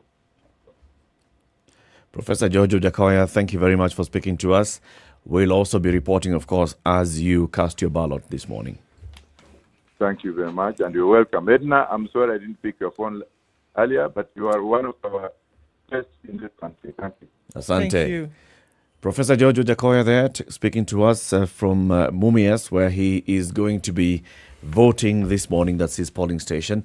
We also know, of course, that William Ruto voted at about 6:15. Same thing with Martha Karua at about 7:30 or so. Wahiga Mwaure. Professor George Wajakoya is yet to cast his vote. Raila Odinga as well is yet to do so. President Uhuru Kenyatta has gone to Gatondo South and cast his votes. We are talking to all our reporters across the country and tracking what's happening on the ground, what we are seeing, what we are hearing. We so far touched base with Mombasa. Nyeri was smooth. Mvita, there were issues early in the morning, but we understand that that is being sorted and they're about to start casting their vote. Noah Kipkemboi speaking to us from Baringo, no issues to report there. Stephen Nzioka in Makueni telling us that there have been reports of some Kim's kits not working and identifying voters in some polling stations. So in a certain polling center, which has several polling stations, some kits are working, some are not working. And the Kim's kit is actually designated per stream. That is a polling station. So there's some issues there that are being sorted here and there, and we'll find out. If you have a mix-up of Kim's kit, they will not work. No, they won't. Because if I may use the word programs, talking as a layman, they're programmed for that specific polling station, which means for a specific number of people and people specific. So the moment you take it elsewhere, it will not be able to recognize those people because it wasn't programmed to recognize them. But the details in the KIMS kit are actually, the KIMS kit is just a tool. The voter data is on a disk that is removable and inserted into another one. And the whole idea is that if this one does not work, then they have a backup kit that they will bring, remove the flash disk from this one, insert the flash disk into the new KIMS kit, 20 cars. The turnaround time is then what would be the issue for a lot of folks here. Yes. Because then you're seeing at which center then must you do the circle back to go, get another one, bring it here, and then establish that it is working. And all the time, then you have the agitation of the crowds of people who are waiting to vote. And if you're not giving them answers in terms of what is happening, a very simple look, folks, this is what we are doing to be able to get another one here is what is needed to move this thing along. But if you don't communicate, that's when the agitation will probably then reach levels that you don't want it to. When we had Commissioner Wanderi in the studio, he explained to us that the kits we're referring to are not far away. They're actually right there. So if it's not working, the replacement is supposed to take minutes. Should be chop. Yes, I mean, it's not working, bring the other one. It's literally there. But this is the problem, that we're now at a few minutes after 9 o'clock. Polls open at 6. Right? The KIMS kit was not working at 6 o'clock and we're still at 9 o'clock, and some people are saying they've not started because the kit is not working. Then clearly this vicinity within which the other kit is a problem. It could be the kit that is a problem. It could be the person who's operating the kit who has a problem. Yeah, could be that. Yes. It could be very many things here. There are many factors that could come out to play here. But the truth of the matter is this. Remember, the kit may have been working at the time that it was shipped out. Yes. Movement alone can also interfere. All I'm saying is there is nothing. I like what Itumbi said. There's nothing that is happening that cannot be sorted out. But if you don't communicate in time and you don't tell people what is happening, then you allow them to now make up their minds and determine what it is they think and they believe is happening. Yeah. People just need to know that this is what's happening on the ground, especially the election officials. The presiding officer has a duty to be making sure that they are explaining. And like Itumbi was saying, presiding officer and the local administration officials who are providing security. If the chief comes out and says, guys, this is what's happening, we are sorting it out, presiding officer, please speak. Presiding officer comes and says, we have 1 or 2 issues and we are working to resolving them. Even the community can, like Itumbi, volunteer. What do you need? Desk? Here. Kitty. True. Chukua. This is why I asked you yesterday. So the presiding officer on any station is like the customer care manager, walking around to make sure everything is okay. If people He's a branch manager, basically. If people are in a bit of distress, calm them down. Let them know what's happening. Let them know what is happening. Let's go to Kisumu. Matilda Mwenye is our correspondent in Kisumu. Good morning, Matilda. Good morning. Thank you very much for speaking to us. Where are you in Kisumu County? I'm currently at the Kisumu Central at the sports ground where we have witnessed a number of leaders casting their votes. In the meantime, we have Governor Nyong'o at his sub-county in Seme also about to cast his votes. Here we've seen Ranguma, his competitor, also voting in Nyando sub-county. But then since morning, the exercise has been very successful. Voters woke up very early in the morning, but by 3 a.m. in the morning, they were all queuing. We were witnessing long queues, and the voting in most polling stations and centers started exactly at 6 a.m. So far, everything has been smooth, except for a few rowdy youths at around 7 in the morning who are trying to have pull and push in a number of polling centers. But then the police and the security have been on high alert just to ensure that the process goes on smoothly as prepared by the IEBC. So, I mean, I'm glad to hear that, voting is going on as expected and it started. So are we likely to see more people come out during the day? I know that it's although it's happening, it's starting slow. Are we likely to see more people pack out during the day? Yes, the numbers are increasing as time goes. Looking at the numbers that were online from 6 a.m. to now, the lines are increasing and people are really braving the hot sun in Kisumu. As of now, it's almost very hot, and we see the queues are just getting long and longer. So we are expecting more numbers and also expecting that the process goes on very fast because we've seen a voter takes less than 5 minutes in the booth and also just casting their vote. Yes. So we are expecting a very, very speedy process. Matilda, we saw earlier in the reports on KTN News that queues had started forming very early in some parts of Kisumu County. It appears people were there even before 5 a.m. Yes, queues were online. I was speaking to a number of voters who are there by 9 p.m. and they spent a whole night there. We've seen such kind of No scenarios way. in From Kondele. 9 p.m. they spent a night at the polling center. Yes, they actually braved the night cold just to ensure that they don't miss out on voting and they are online so that they can start early and go back to their homes. So as I told you earlier, by 3 a.m. we were already out, and in Kondele we were already seeing long lines. In Jomo Kenyatta Sports Ground, by 3 a.m. it was all full at Aga Khan Town Hall. It was all full by 3 a.m. in the morning. So people are very enthusiastic about the whole process and the outcome of the elections. Did you manage to speak to any of the people in the queue that early in the morning? Yes, I managed to speak to someone who was there at actually 9 p.m. And he's been there, so I met him around 5, and he was like the very first one to cast his vote. What do you reckon this to be? An excitement to be participating in this exercise, or want to get in line and get the thing over with and then go? Or is it a mix of both? To have people sleep in line, it's not as if you won't get a chance, you will, but to spend the night at a polling station, is that excitement to be part of the process, or, in a hurry? Many of the voters are expressing excitement just to be part of the whole process, to just exercise their democratic right and ensure that they vote the leaders of their choice. But then others say, it's a hot season here. So they feel like, oh no, we can't really brave a hot sun during the day. So we need to go early and cast. And everyone is just excited. Looking at yesterday in the evening, the town was all music and people were just moving around, just checking into their, verifying the IEBC register to see if their details are there and accurate. So you can see the excitement in the crowds, even in the polling stations. Everyone is so excited, and they don't care, even just queuing all day long just to ensure that they cast. So it's a mixed reaction. Some are very excited. Some are just looking into exercising their democratic right. Sure.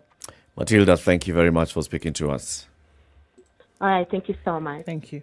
That's Matilda Mbenywe, our correspondent in Kisumu County. We are speaking to our correspondents and various other people, persons of interest, and across this election, across the country, to understand what is happening on the ground. 9:30, this is Kenya's biggest conversation.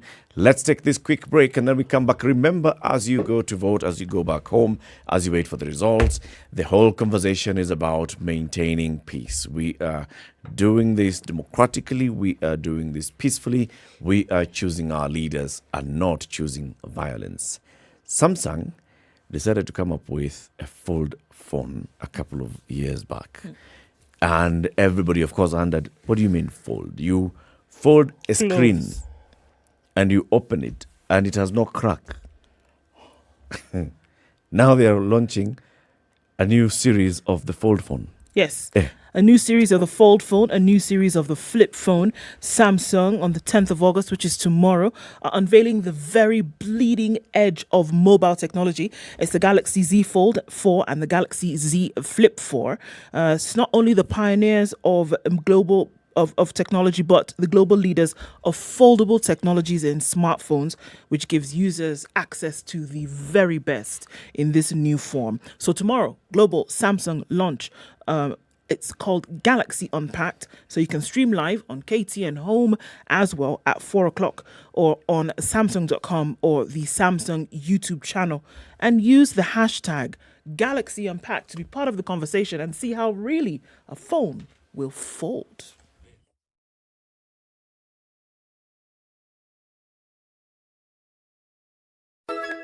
To be Kenyan is to build bonds on shared values, beyond borders, beyond language, beyond tribe, beyond politics. Election bila noma, penda jirani. This message is brought to you by the National Cohesion and Integration Commission, NCIC, in partnership with the Standard Group.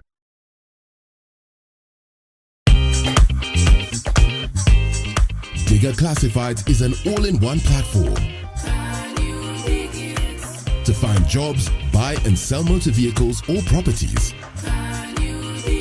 to pay tributes to the special people in your life. www.digger.co.ke, the one address in Kenya that everyone loves to visit. Digger Classifieds.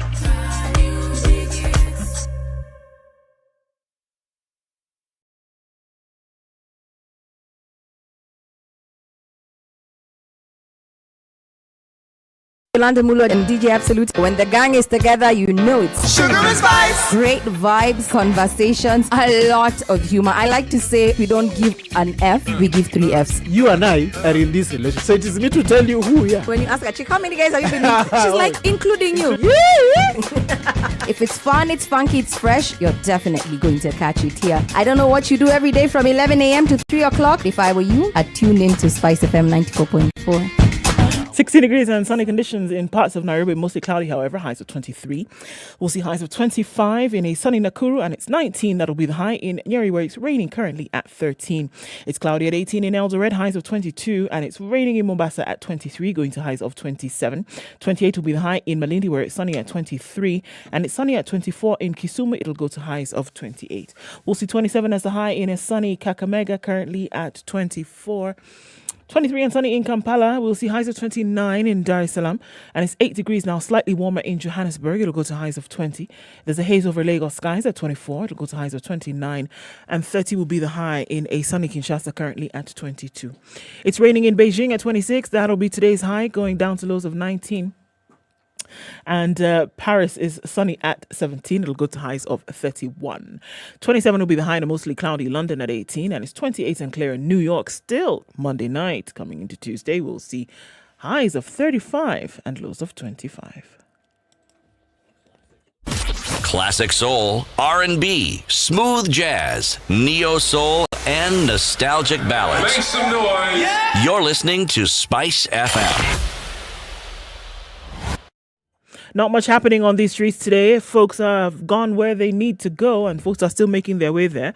So traffic is not a problem today. In and outbound, into the city, out of the city, even on your trouble spots today. One can only wish. All right, through the morning, keep an eye on things and let us know what's going on where you are. SpiceFM KE on Twitter.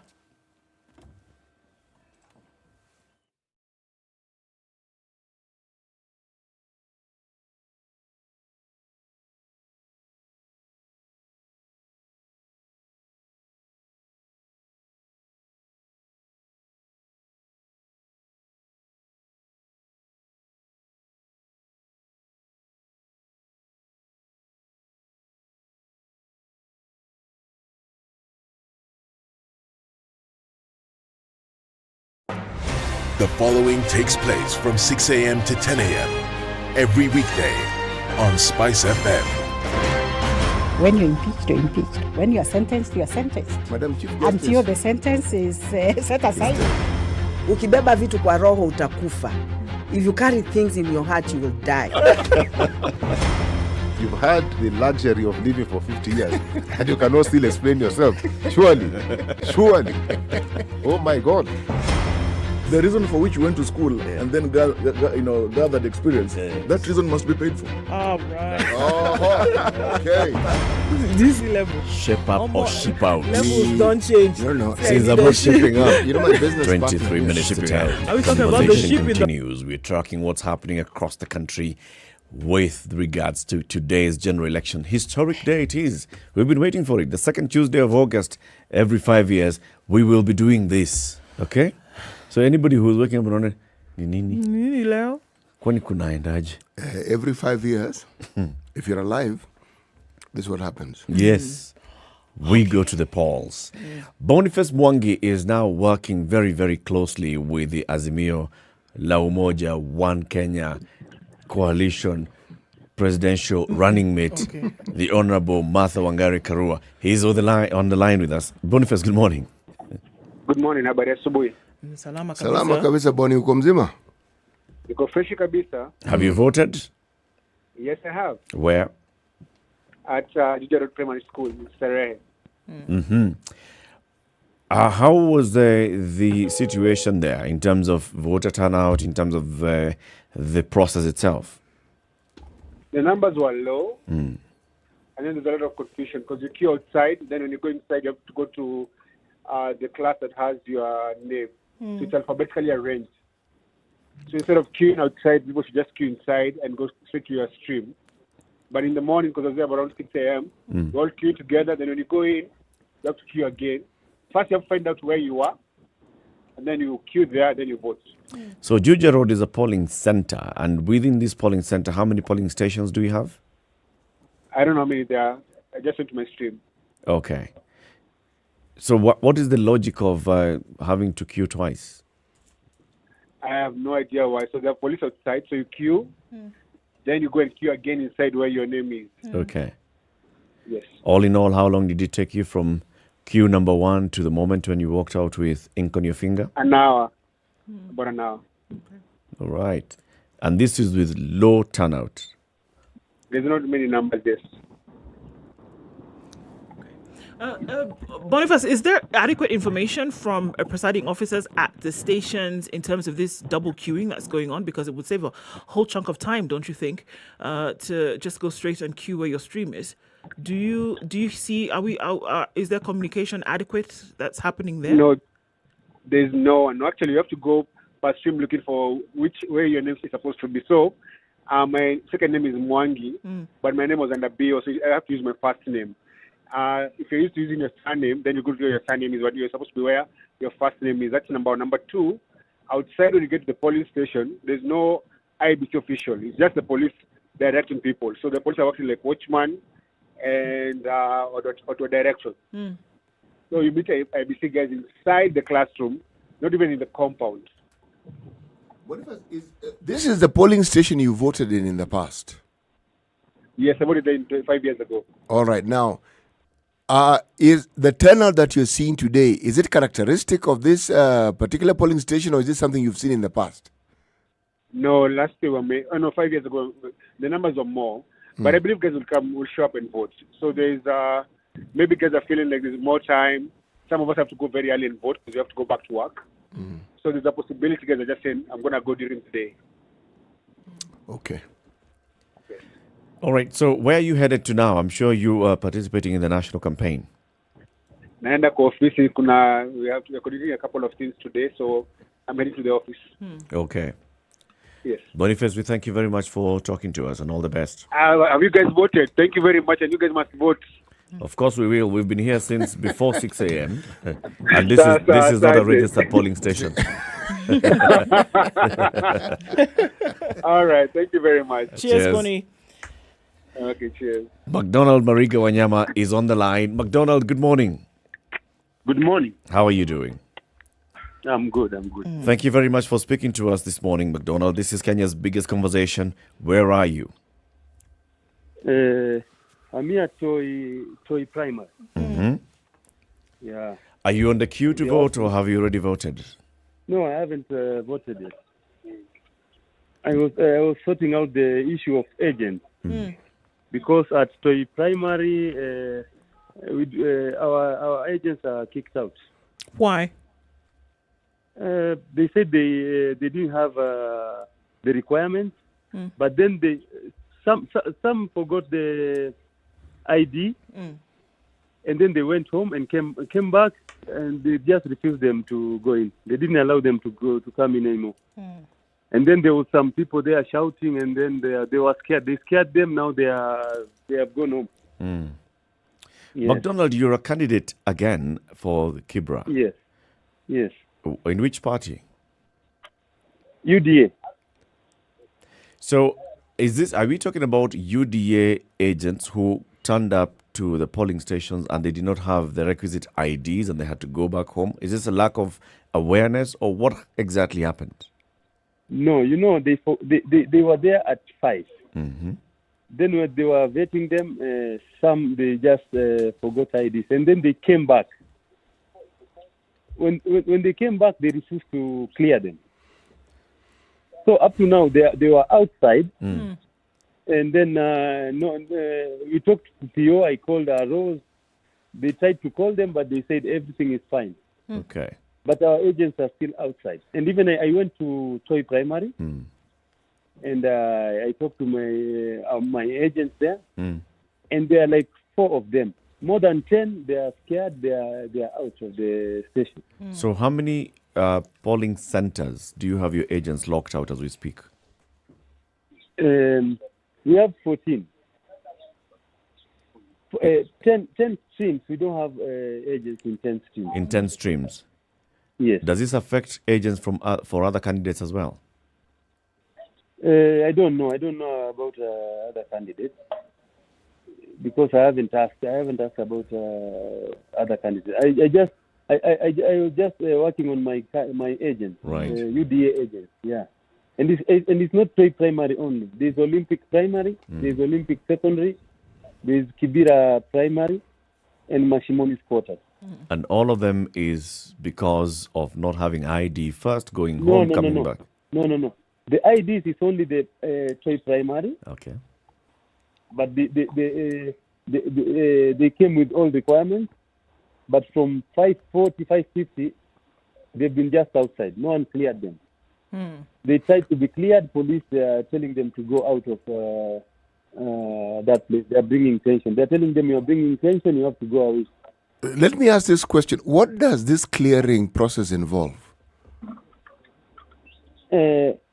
What I've been told is you have to, they require ID and the letter from there's a letter from IEBC and then the party letter. Yeah. McDonald, this is not the first time that you are participating in an election as a candidate. Yes. You already have experience having done this before. Yes. So what kind of process did you take your agents through in terms of just sensitizing them on what they need to do, what they need to know? And then from the requirements, do you see any of them missing any of the requirements? No.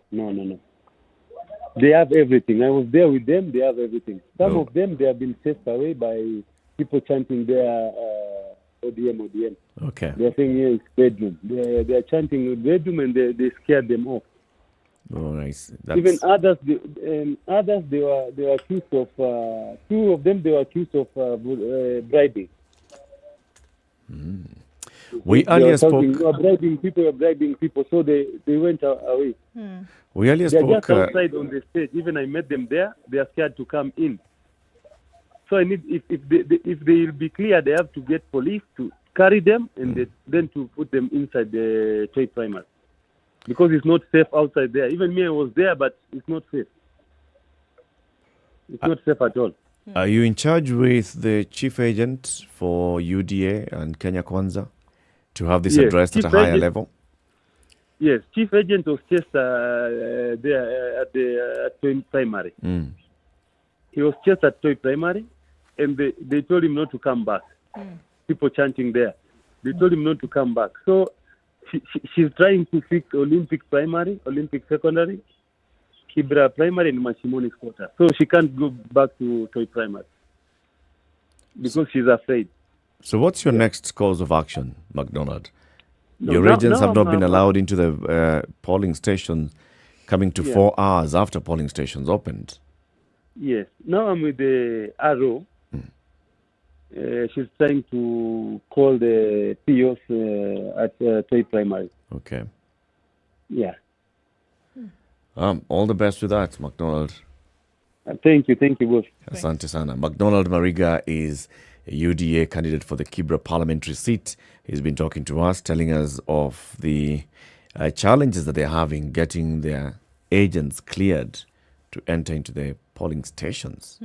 And it wouldn't appear as though they're stopped only by officials because they don't have the required documentation. Sounds there are other people. There who are are other also people who are stopping them from coming in. Rival groups, etc. And that looks, from what he's saying, looks like it's the issue.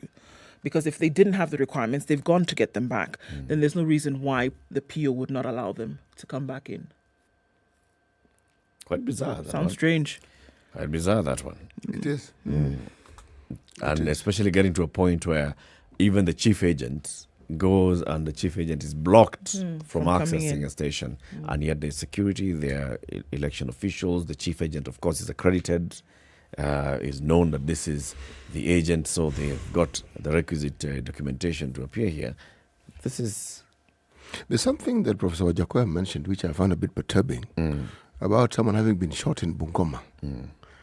We haven't had anyone who can verify that for us and tell us exactly what it is that is happening in Bungoma. Yeah. Because if I'm to look at what he has alleged happened in Bungoma, and now what Marega is telling us, these are the sort of things that we have been working towards eliminating. Yeah. Yes. Because it puts a serious blot on this entire process. Yeah. Yes. Let's go to Bomet. Emmanuel Tor is our correspondent in Bomet County. Good morning, Emmanuel. Good morning to you. How are you this morning? Must be cold in Bomet. It is very cold. Mwaure is just adjusted to this county, so we expect that it is cold, and it has been this way. Even when the sun is shining, it's still cold. Yeah. What's the situation like since the polls opened, or even before the polls opened? All right, so the situation is good. We started off well. I'm covering both Bomet County and Narok County. Right now, I'm at a polling station called Kapkimolo Primary School. Quite a name. And this is where the current governor of this county, Professor Hilary Barchok, will be voting in the next 10 minutes.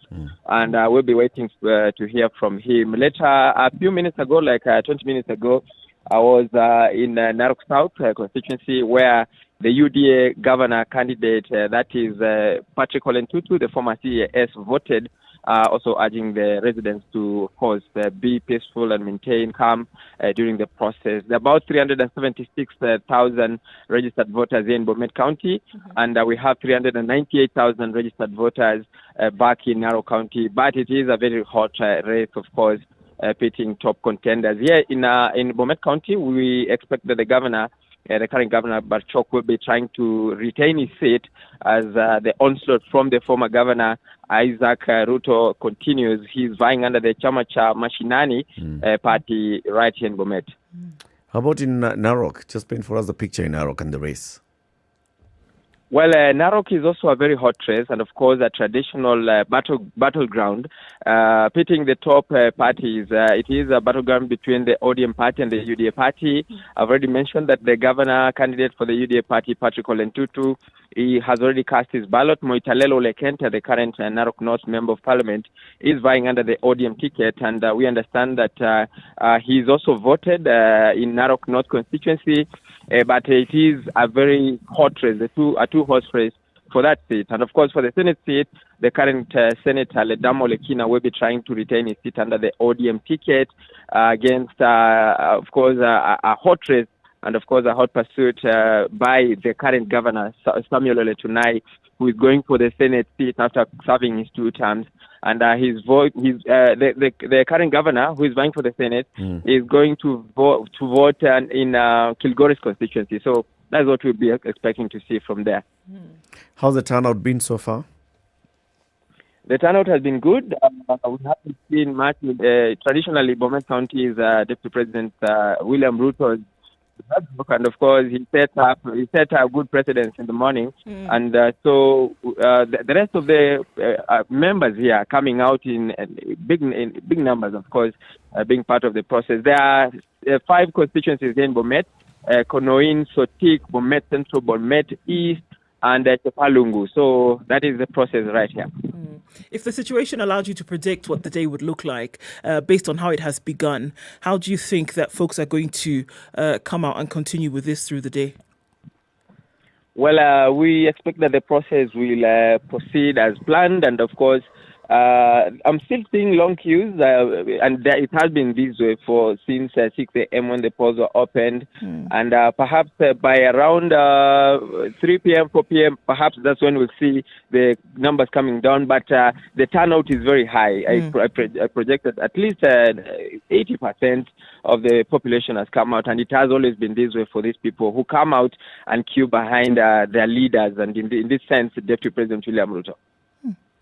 Emmanuel Toh, thank you very much for speaking to us, and all the best through the day. Thank you. Kenya's biggest conversation, it continues tracking what's happening around the country in this election. The ballots, the polling stations opened at 6. People started casting their ballot immediately. Presidential candidate William Ruto was the first on queue at Kosache Primary School in Sugoi at 6 a.m. In Moine Primary School, Geshogo, Kirinyaga County.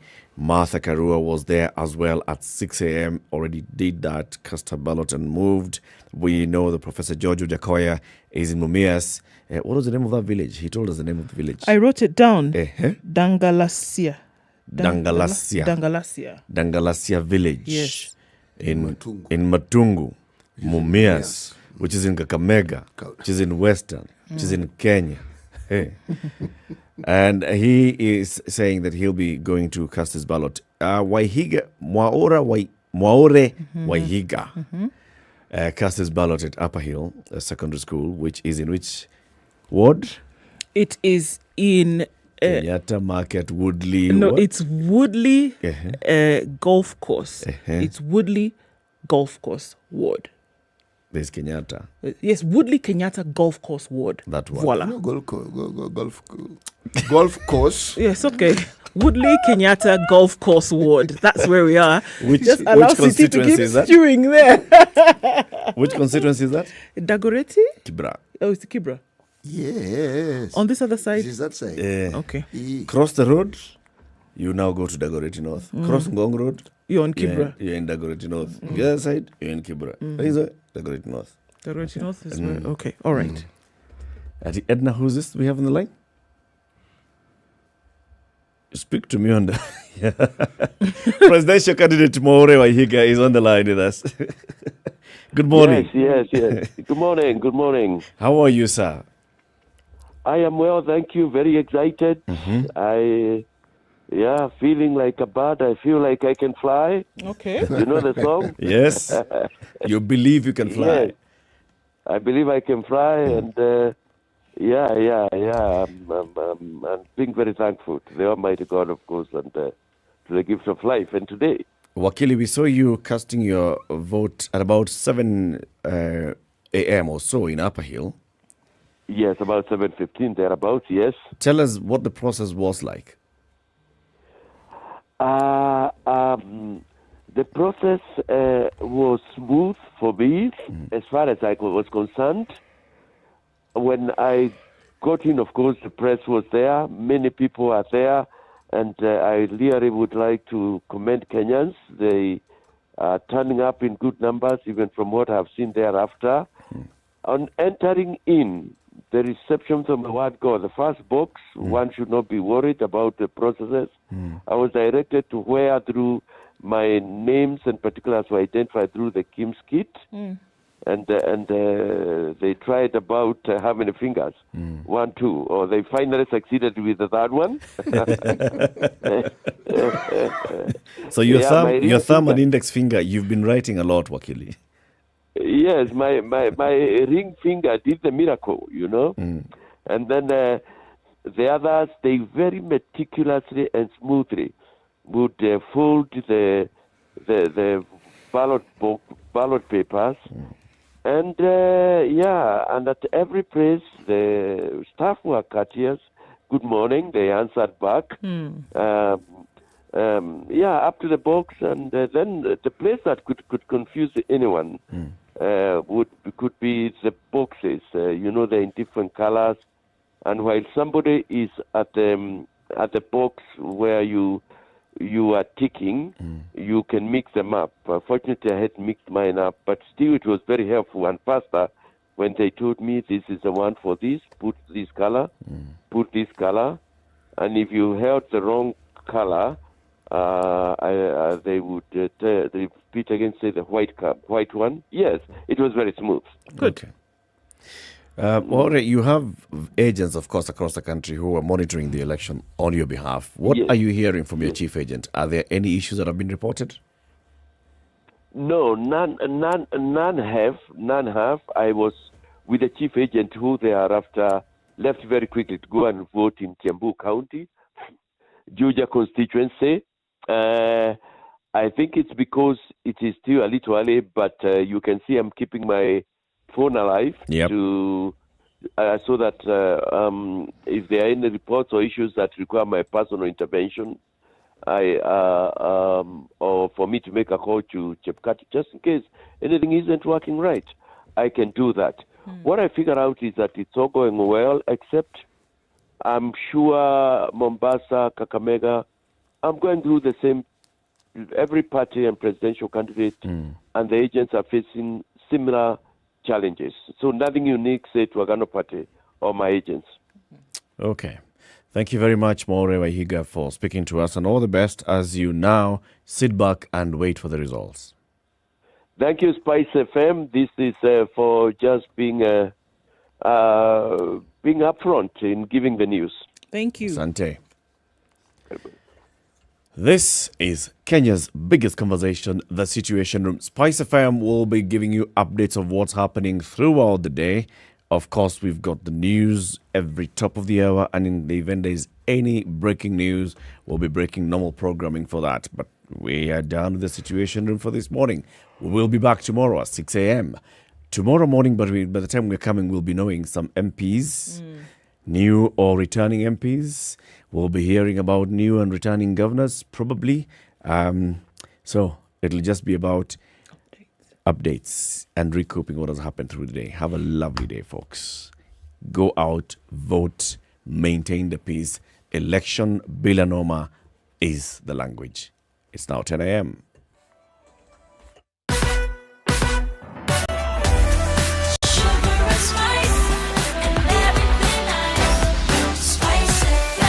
Spice up your life